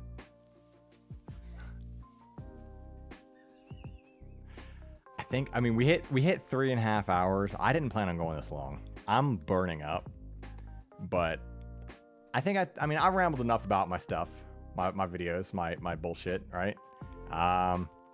It's been, yeah. Who are you though? Yeah. Yeah, wingless. Get her. But you know, I do appreciate you guys coming out and watching this nonsense. You know, it's here we are. We did it. I have no idea if I'll do another live stream. Maybe at some point in time. It was a lot of fun coming back and doing this again, because it's been like so many years. But like, I hope you guys at least enjoyed. I mean, like, you know, the last streams I did, I was literally playing games. You know, like I was literally sitting on a couch playing games, and now here we are. So it's a lot different. It's a lot different just talking about nonsense, but like, it's kind of cool. But yeah, so this Friday, April 1st, will be a new video coming out. Yeah, again, I really thank you guys so much for coming out. Like, it really does mean a lot. I'm not even gonna lie, I was a little as chill as I may have come off or whatever. I was a little like, I was a little nervous, a little anxious about doing it, you know, like, cause like, especially on like YouTube, you know, like you don't know like who's gonna pop out, like, you know, like my channel, okay, I say blew up, but it blew up in the sense of like, it at least doubled in size, we'll say. It went from like, you know, it was a lot of growth. So that's a lot of strangers that I wasn't sure, you know, who knows? And I'm happy that it happened, but like, you know, you open up the floodgates of a live stream, you have no idea what's gonna happen. But I'm super happy that everyone's been super chill. This Friday will be a new video, April 1st. Again, go into it knowing that it was me taking a break from extended videos. But the next video after that will be a Java using this brand new camera. It will be Super Mario RPG, Legend of the Seven Stars. I'm pretty excited for it. I have no idea. I have nothing planned for it yet. Nothing at all. I'm super, super excited though. I can tell you guys some stories about how I used to think Kulix was a real Final Fantasy character, and whole garage story. I'll say that for the Java. But dude, no, the autofocus is incredible. It's actually a thing on the camera called Product Showcase. I'm not even joking. It's literally called Product Showcase. So it's literally set to like, oh look at this thing. Yeah, go buy this. Like isn't that insane? Like, look at his hole. Look at Mario's hole. It's so good, guys. So like the new videos, again, this coming Friday was shot on the old camera, so don't expect anything amazing with that one. But after that, guys, oh my God, it's gonna be good. Oh my God. And yeah, I think we're gonna do it, by the way. I think the day after tomorrow, if my math is correct, we might hit that 4,000 hours. If my math is correct. So then I'll apply and I'll let you guys know. If you guys aren't already in my Guilded, you can join my Guilded. What's Guilded? It's basically Discord, but I like it a lot more. It's a lot more chill and just better, and I can use emotes and everything. But yeah, if you guys want to join my Guilded and hang out, here. Oh, you did? Oh, Sam. Yeah. Did you? I don't see it. Oh, there it is. So yeah, so if you guys don't have Guilded is literally like Discord, but better because, Discord's paywalled everything. Like, I can't stand how everything is paywalled in Discord. And you have a lot more freedom in Guilded. And you can like share images and pictures and have different types of, like, it's just there's a lot more there. There's a lot more there. But yeah, if you want to come and chat in there, cool. It's open to everybody. Koji's back. He's back being a goofball. Obviously, you could check me out on Twitter. Twitter is like the place to get a hold of me. If you ever need to get a hold of me, Twitter is where it's at. It is, I about typed in the wrong thing. Oh my God, I can't type on my own keyboard. Yeah, you can make lists. Yeah, but yeah, I even have a Patreon. But I don't ever plug that, but it does exist. I don't know. Okay, here, real question. I gotta ask, real question. Do you guys give a shit if people plug Patreons? I need to know. I'm curious. I literally made a Patreon because I was told I should make a Patreon by like some friends who literally wanted to like support me, and I was like, that's cool. And I don't ever plug it. It's just like a thing that people, and I understand the whole creative aspect. It's like, oh yeah, you put a lot of work into this, whatever. But like, there's that weird mind block, right? A weird mind block of like, oh, I'm never deserving of this. So I'm just curious, do people care? Do you care if people plug Patreons? I don't know. I never do it. I don't know. Oh, it's just I know, Reb. It's just a thing I'm curious about, because like, it's the same reason. Like, okay, another thing you guys might have noticed. Some of you might notice. I don't know. On my videos, sometimes I have a little animation coming up for like a subscribe thing, and other times I don't. And you know what that is? That's me going, should I put that in there? I don't know. Other times going, I should put that in there. I literally have a mental battle with myself on if I should have the little like animation that comes up to tell people to subscribe to my channel. I literally have like fucking anxiety over if I should put that in my videos or not, because I don't want people thinking, and it's so stupid, like you literally spend fucking like 60 hours creating something, but somehow you never think it's quite good enough to like to plug things with. You're like, should I get paid for this? I don't know. And I know that I would tell anybody else. I would tell every other creator, I would say, fucking plug that shit, put it in there. But when it's me, I'm like, I don't know. So I think I overthink shit. I know I overthink shit. I know. I got entire videos about me talking about one fucking strategy guide forever. Of course I overthink things.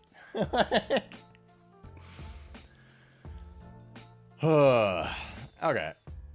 I think that's it, guys. I think we did it. Yeah. Oh, yeah. Okay, so fine. I'm going to do it. Ready? Here we go. It's patreon.com/SimplyAJ. I know Sam already put it, but I'm putting it anyway. I'm a full disclosure. I'm bad at Patreon in the sense that like I have ideas for it, but I would like if people who do support my Patreon, just let me know what you want, because I don't mean that. What I mean by that is what I mean by that is let me know like what you want to see from a Patreon. Because I have ideas, but I don't know if people are interested in those ideas. If you want things specifically, if you're like, oh yeah, I would subscribe to your Patreon if you like, you know, did something, then yeah, I can do that kind of thing, you know. But like, let me know what the fuck you want. All right. But yeah, if you guys already hit the little like button down there, I'm gonna like it myself. Look at this. Oh yeah, I'm gonna boost it up. Oh, there we go. Because you know, as dumb as it is, guys, like the likes, the shares, the comments on videos, that shit helps. Like it literally helps. When in doubt, whip it out. BRB subscribing. I appreciate it, man. That's all I got, guys. Let me know what you want. Some beat up B-52. That's what I want. I want to beat up B-52. Oh my god. Should I announce this right now? Should I redo my whole Patreon and make it themed around like that video we watched and be like, all right, here's a beat up B-52 tier. And that'll be like the most basic tier. And it'll be like this dumb bullshit that nobody will understand but like us. This is the beat up B-52 tier. This is the smelling a rumble pack tier. Didn't tell him about the rumble pack, did you? No, Bob. You just did. All right, guys. I don't think I got any more. If I keep rambling, I'm gonna go insane here. New video Friday. Thank you guys so much for watching. New Java. I don't have a date on it. You know, I'll be talking about it. At what level can we sniff? What level is the sniff level? Is that like a level 2? Is that level 3? What do you guys think? You know, what's the sniff level? What level can you sniff? Okay. I'm gonna do some. No promises here. No promises here. I'm gonna do some research on seeing if I can buy some like. I'm gonna do some research to see if I can buy like some rumble packs, like maybe some like broken ones or just some like, you know, like a lot. I'm gonna see if I can buy a lot of rumble packs. If I can get a lot of rumble packs, I will. I'm saying this live. If I can find, and again, no promises, but if I can find a lot of rumble packs, I will make one of the tiers, one of the higher tiers, a thing that if you subscribe to that tier, I will send you a pre-sniffed rumble pack. What will that mean? It will mean that I will take the rumble pack and I will smell it and I will stick it in a box and I will mail it to your ass. All right, maybe I'll write my name on it, just so you know it actually came from me. So I'll even do a video of it. I'll do a like 15-second clip. Do like write my name on it, put it in a box, so you know that it was for you. You know it was for you. This is how you make Patreon work, right? This is how Patreon works. You buy rumble packs, you write on them, you sniff them, and you throw them in a box. This is how you know with a million comments of Shaq Fu and terrible controllers. I know. Oh, okay, here's the thing. I haven't even told anybody about my Shaq Fu's here. Nobody on YouTube knows about my whole like Shaq Fu collection. That's all. We're gonna save that one for. Okay, Reb knows. He has a video on it. You guys can check that out on Reb's channel. Reb did technically 2 videos on Shaq Fu. I'll do my own eventually at some point in time. It's gonna happen. One day we'll do the YouTube video on Shaq Fu. Each rumble pack comes with a little card with your smell thoughts. Oh, see, this is how we get sidetracked in a stream forever. It's because I just keep going. I'm late to the party. We're talking about, okay. Oh my God. So we're talking about N64 rumble packs because yes, so VGX, I was actually wrapping up, but I'm gonna show you what we're talking about.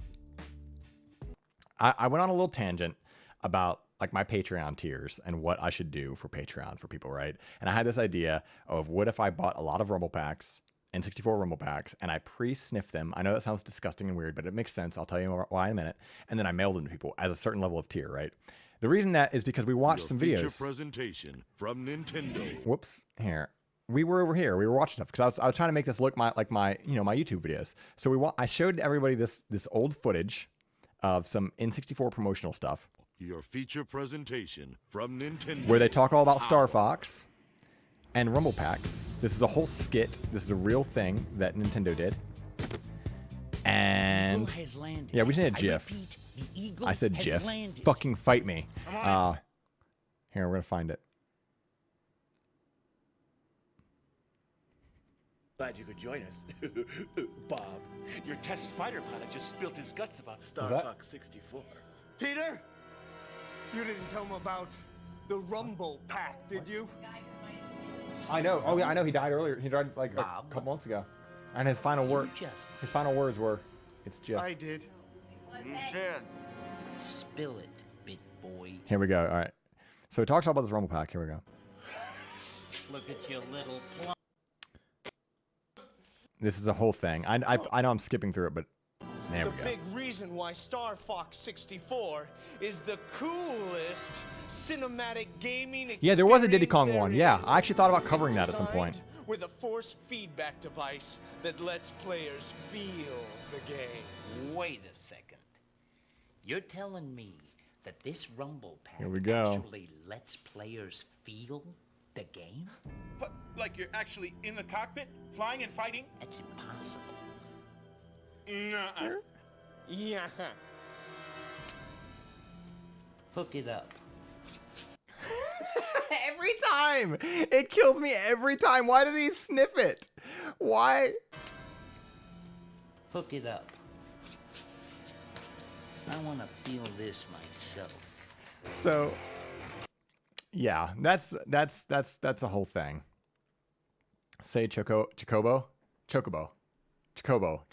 What do you guys say? Oh no, Chocoboo, Chocobo. No, don't make me go down the Chocobo route. Chocobo. Stop! It's Chocobo. It's pronounced Chocobo.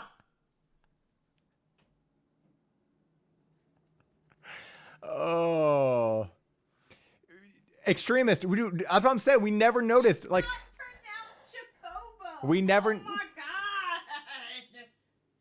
Chocobo. Yeah, we watched it. We broke it down. We broke down. If you have the time, if you care enough to go, I'm actually. So when I end this stream, I am going to put. I'm going to attempt to put some chapters in this file, so people can like jump around if they care to. So I'll put a chapter into the first time we covered the Star Fox in this. So if you want to go back and rewatch that part, if you watch nothing else from this stream, highly recommend going back and watching that once I put the chapters in. I was dying laughing. Like, I was almost in tears because it's just how ridiculous it was. Chocobo pronunciation is your most controversial opinion.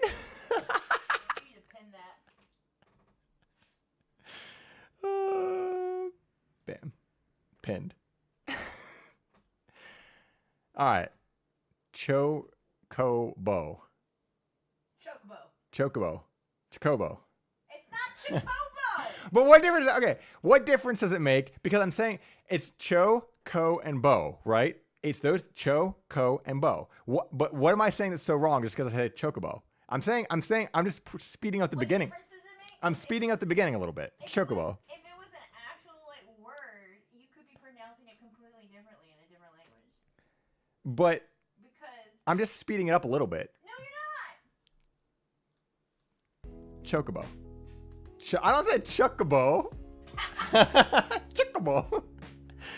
Oh my God, you guys will not let me. Okay, all right. It looks like a full Blockbuster central display. Hold on. Oh.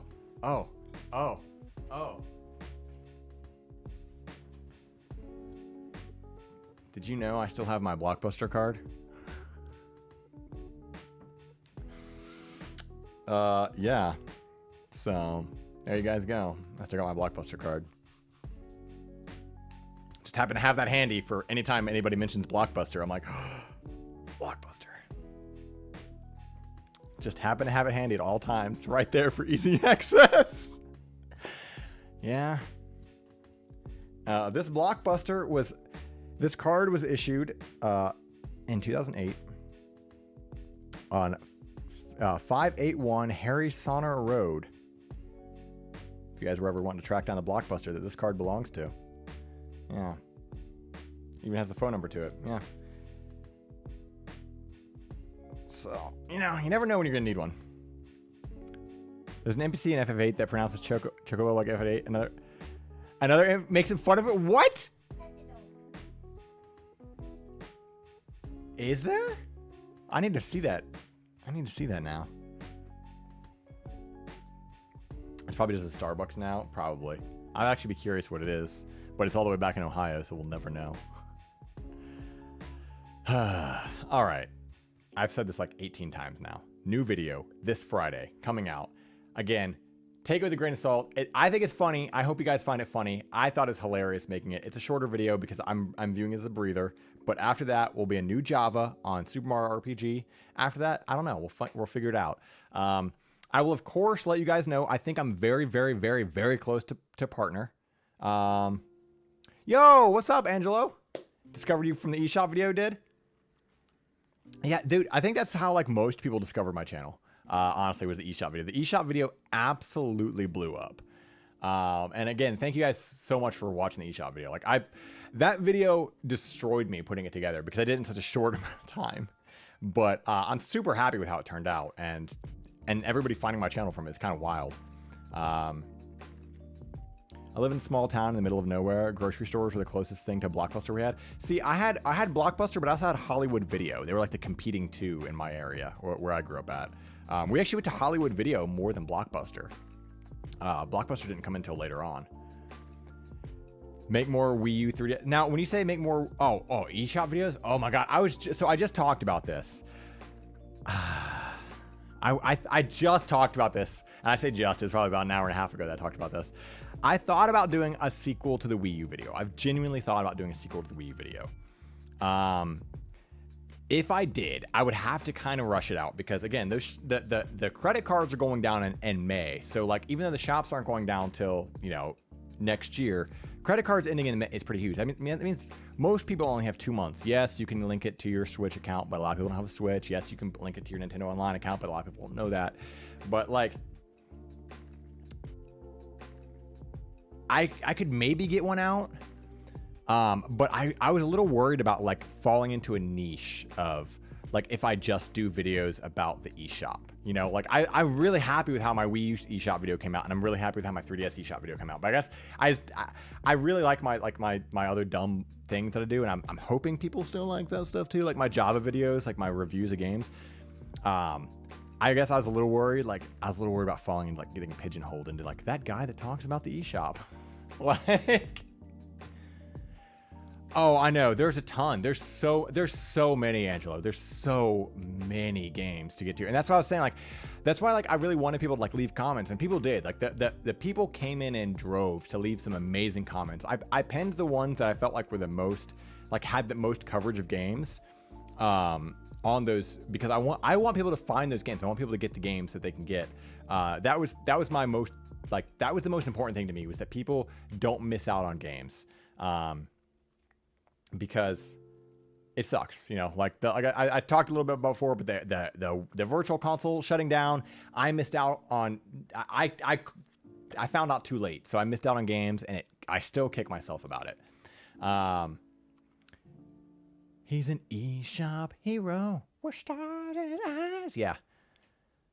Your Wii U shop is how I found your video, but stay for the Java. So I don't know. I think it works. Oh, dude, the fact that you stay for the Java means a lot, because I mean, like, I like all my videos. I wouldn't put them out if I didn't like them. But I sit like a child, if you guys couldn't tell. That's why I shuffle so much, because I sit like a child. But so anyway, the Wii U video was a lot of fun. Excuse me. The Wii U video was a lot of fun. I thought about making a sequel to it, at least the Wii U video, because I feel like the 3DS video, okay, I'm not gonna lie. If I could add more to the 3DS video, the things that I would add, I feel like I kind of missed out on, what was it? I kind of missed out on like some of the just the wear, like the not the digital games, like I wanted to talk about like the themes and all the weird goofy shit you can get on the 3DS, like the weird, like the little obscure apps. I didn't put the apps on there at all. There was like a couple of things like I realized I left later on Metabots and GBA. Those games are, yeah. And that's the thing too, is like there's a lot of really good games. It's like how do you cover it all without like just rambling on, but also without just like becoming that dude who just talks about eShop videos, or I mean eShop games. With the Wii U one though, I feel like there's probably some DS games I could have covered on there more, because like there's a lot of DS games on the eShop. Honestly, the Wii U video deserves a second chance, I think, more than the 3DS one, because the Wii U video I covered like 9 games, something like that. You know, because I made that like months. I made that back in like November. You know, like it was just because I thought these are some cool games that I think people should get on the Wii U before the shop shuts down. That was my whole mindset for it. There wasn't like a rush job to get it done. But the 3DS video, like people had been asking me to make one, and I was like, well, I'll make one. I'll get it done eventually. But I was so wrapped up in doing those Castlevania Javas. And then when Nintendo made their announcement, it's like, okay, I got to get this done. So I didn't realize that I was like, I'll add this, I'll add this, I'll add this. And it was like almost 50 games. So like in the 3DS video, I think it's 47 games total that I covered. There's 47 games in the 3DS video, and there's only 9 in the Wii U video. So I think if I was to cover another one, the Wii U would make the most sense to do it part 2 on. What if you like a short one, like a few Wii U games to get? That's what I was saying. Like it would, like the Wii U one, I think deserves deserves to have a second one more than like the 3DS one. You guys are gonna fucking bully me into this shit, aren't you? We're gonna find. I'm gonna be like, I was like, oh, these next couple of weeks are gonna be nice and chill, you know. And I'm gonna be like, gotta get the Wii U video done now. I could probably do some I could maybe do some shorts on it. We'll see. I don't want to make any promises. We will see though, because I've fully thought about doing the Wii U part 2. I really have. I've thought about doing Wii U part 2. The only thing with the shorts that I thought about with that is like I would have to do a lot of them, and I don't know if that would put people off from the channel, because like I know I said I was going to do some shorts with the Espresso reviews, and I do plan on doing the Espresso reviews. For those of you who are just now coming out, I'm planning on doing some Espresso reviews. I'll talk more about that later on, or you can check earlier in the pod or whatever the fuck. But like the idea behind the Espresso reviews is there'll be every couple of days there might be one, or every couple of weeks there might be one. But if I pump out a whole bunch, I feel like it might be off-putting to people who don't like that. I wish there was one. I do wish that YouTube could like separate the shorts a little bit better, because it is a little weird, like looking through your feed and then suddenly seeing like a vertical video, and like your feed like, oh man, I'm excited for this, but then it's a vertical video and you're like, am I excited for this? But if it's done well, I think it could be you know, well made.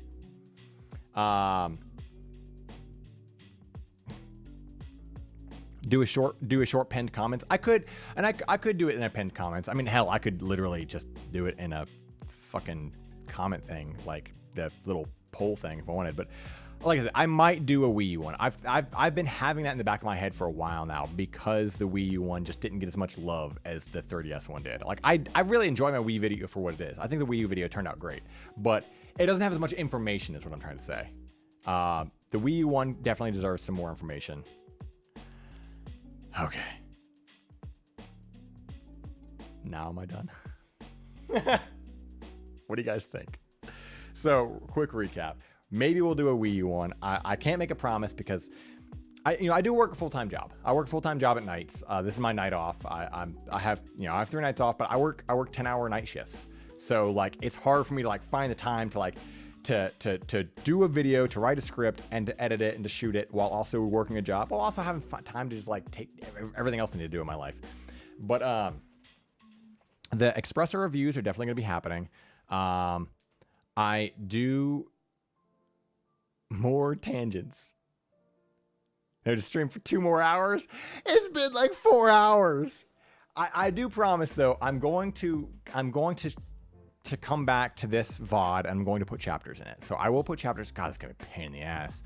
How am I even gonna do that? I know I could do like, okay, I could do the intro, and I could do like, here's VHS tape 1, and then here's VHS tape 2. Here's Kingdom Hearts tangent.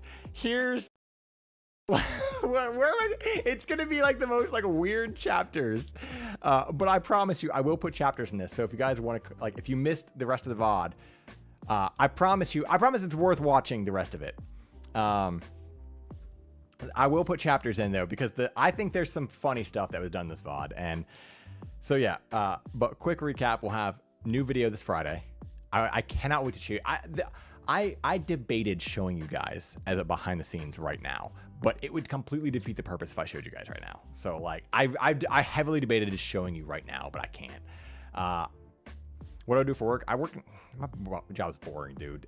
It's like a network operations center thing. I just look at computer screens all day, or all night. It is the most boring thing you could possibly do. It's just, oh man, is there an alarm going off? Let me ticket that. Okay. Oh man, is there another alarm going off? Let me ticket that. Okay. Like it's not my passion, if you can't tell. This is my passion though. If I could ever turn this into a real thing, I would, but I'm also a realist. I know that my job pays my bills and I got to keep doing my job. So I'm going to keep doing my job while I do this on the side. But, yeah. So that's literally what I do. It's a job that pays the bills, and, but, in my free time, I, make these dumb videos and do this nonsense. So this Friday's video, it's a big dumb joke. If you couldn't tell by the day that it's being released on. After that, Super Mario RPG with the new camera. That's going to be awesome. I'm super excited for the new camera on the new Java videos. And then after that, we'll see. If I can get a Wii U video done, I will try to. The hardest thing about the Wii U video is the fact that I would love to try to get, if I do one, I would love to try to get it done before May. And my time frame on videos has been about one a month. And if I'm doing Mario RPG next, that's pretty lengthy. But like, the reason I say before May is because, like, yeah, I could release it in May or afterwards, but how helpful will it be? And of course, I know there's people out there who say you can link your accounts, but the average consumers don't know that once the credit cards go away in May, they're not going to realize they can do it. And maybe my video could be informative. Maybe I could tell them that that's a thing. I could add more to it. So maybe I could still release it in May or after May. And I could let people know at the beginning of the video that if you're seeing this in May, you can still link your cards via this. We'll see. I'll work on it, guys, because I said in my 3DS video that, like, the important things that people tell me, like when I did the Wii U video and people came in and they left comments, that's why I have that whole little tangent at the beginning of the 3DS video talking about I'll call myself out if I'm wrong about something, about a date or whatever, so I can tell people, like, yeah, you have until this date, but if you miss it after 3DS, or if the shop will still be open, but if you can't use your credit card, you can still do it. I'll figure it out. I'm rambling right now. Sorry, I'm thinking out loud and also rambling at the same time. Make it more about a culinary tale. Yeah, our cautionary. Yeah, a culinary tale? What the fuck is a culinary tale? About eShop servers. A cautionary tale. Mayday, mayday, get your Wii U. Okay, you guys are giving me ideas now. Okay. We'll figure it out. We'll figure it out. So next video this Friday, gonna be funny. Video after that, Java, Super Mario RPG, Legend of 7 Stars. Video after that, looks like we're leaning towards Wii U eShop. I'll see. I gotta do some research. If there's games that you guys want to suggest on there, hit me up on Twitter or something. Send me a message or comment or whatever. We'll figure it out. But guys, I'm starving. I'm starving. I've eaten one thing today, and it's going on 10 o'clock. Not that that's late for me, because I'm up all night anyway, but I need to eat is the point that I'm getting to. Again, thank you guys so much for this. I really do think we're going to hit partner. I think we're going to hit partner on the channel very soon. So thank you. The lighting is, this isn't, it's our camera, but this is actually my girlfriend's setup. This is her computer I'm using because I don't own a desktop. I do all my editing on a laptop. But if you guys want to see more of this scene, go follow Sam Without a Plan. So Sam Without a Plan right there in the channel. She streams. She's been streaming for like 5 years on Twitch, but she's also been doing streams over here on YouTube.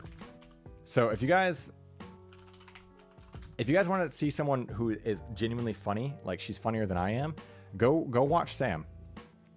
She streams on Twitch. She's fucking snort laughing back here. That's not my name. I typed it. I didn't type it in. Oh my god, I fucked it up. Don't ignore that. Wait, what did I do? Sam without a plan. Sam, I put Sam without Sam. Oh my god. Let me delete that. Remove. Sam without Sam. That's her new name. She's reinventing herself.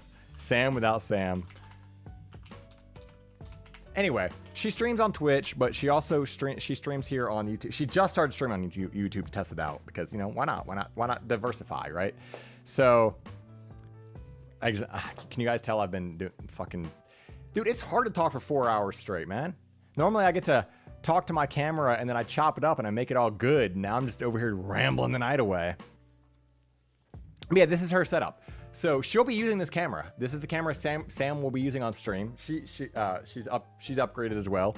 So, but this will be the camera that I'll be using on my new videos for Mario RPG and maybe that tentative Wii U video. We'll see. This is her mic and everything. So like, yeah.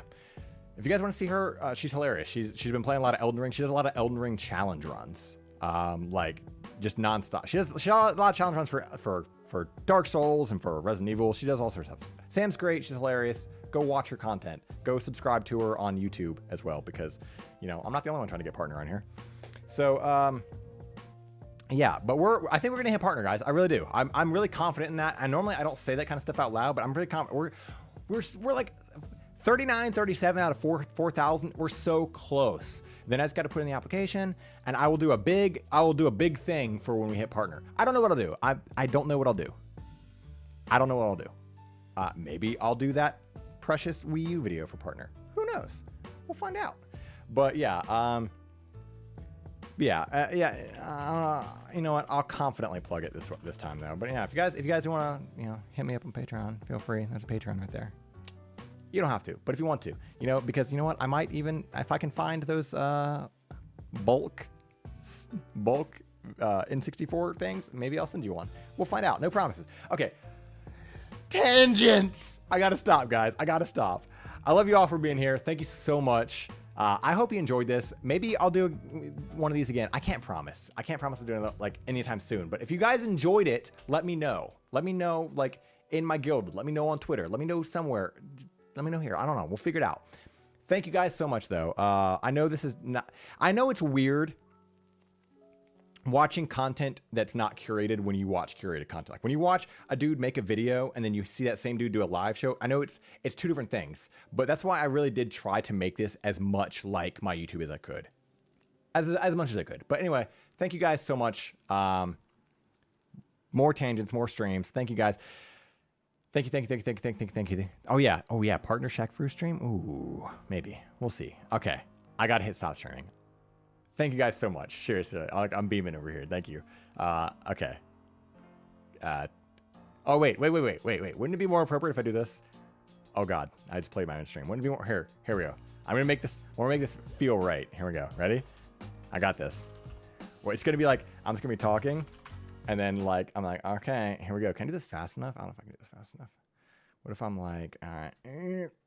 Your feature oh, God, it's on there again. From Nintendo Power. It was just supposed to be the outro.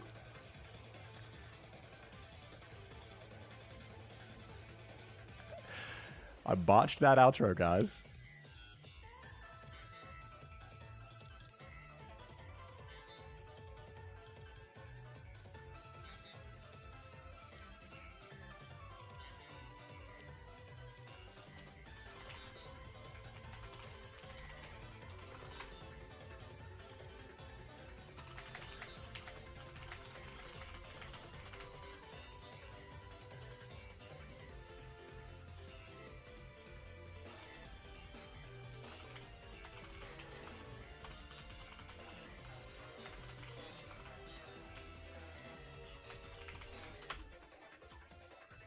I know, I'm just typing into the mic because I'm too stupid to turn it off. All right, goodbye forever.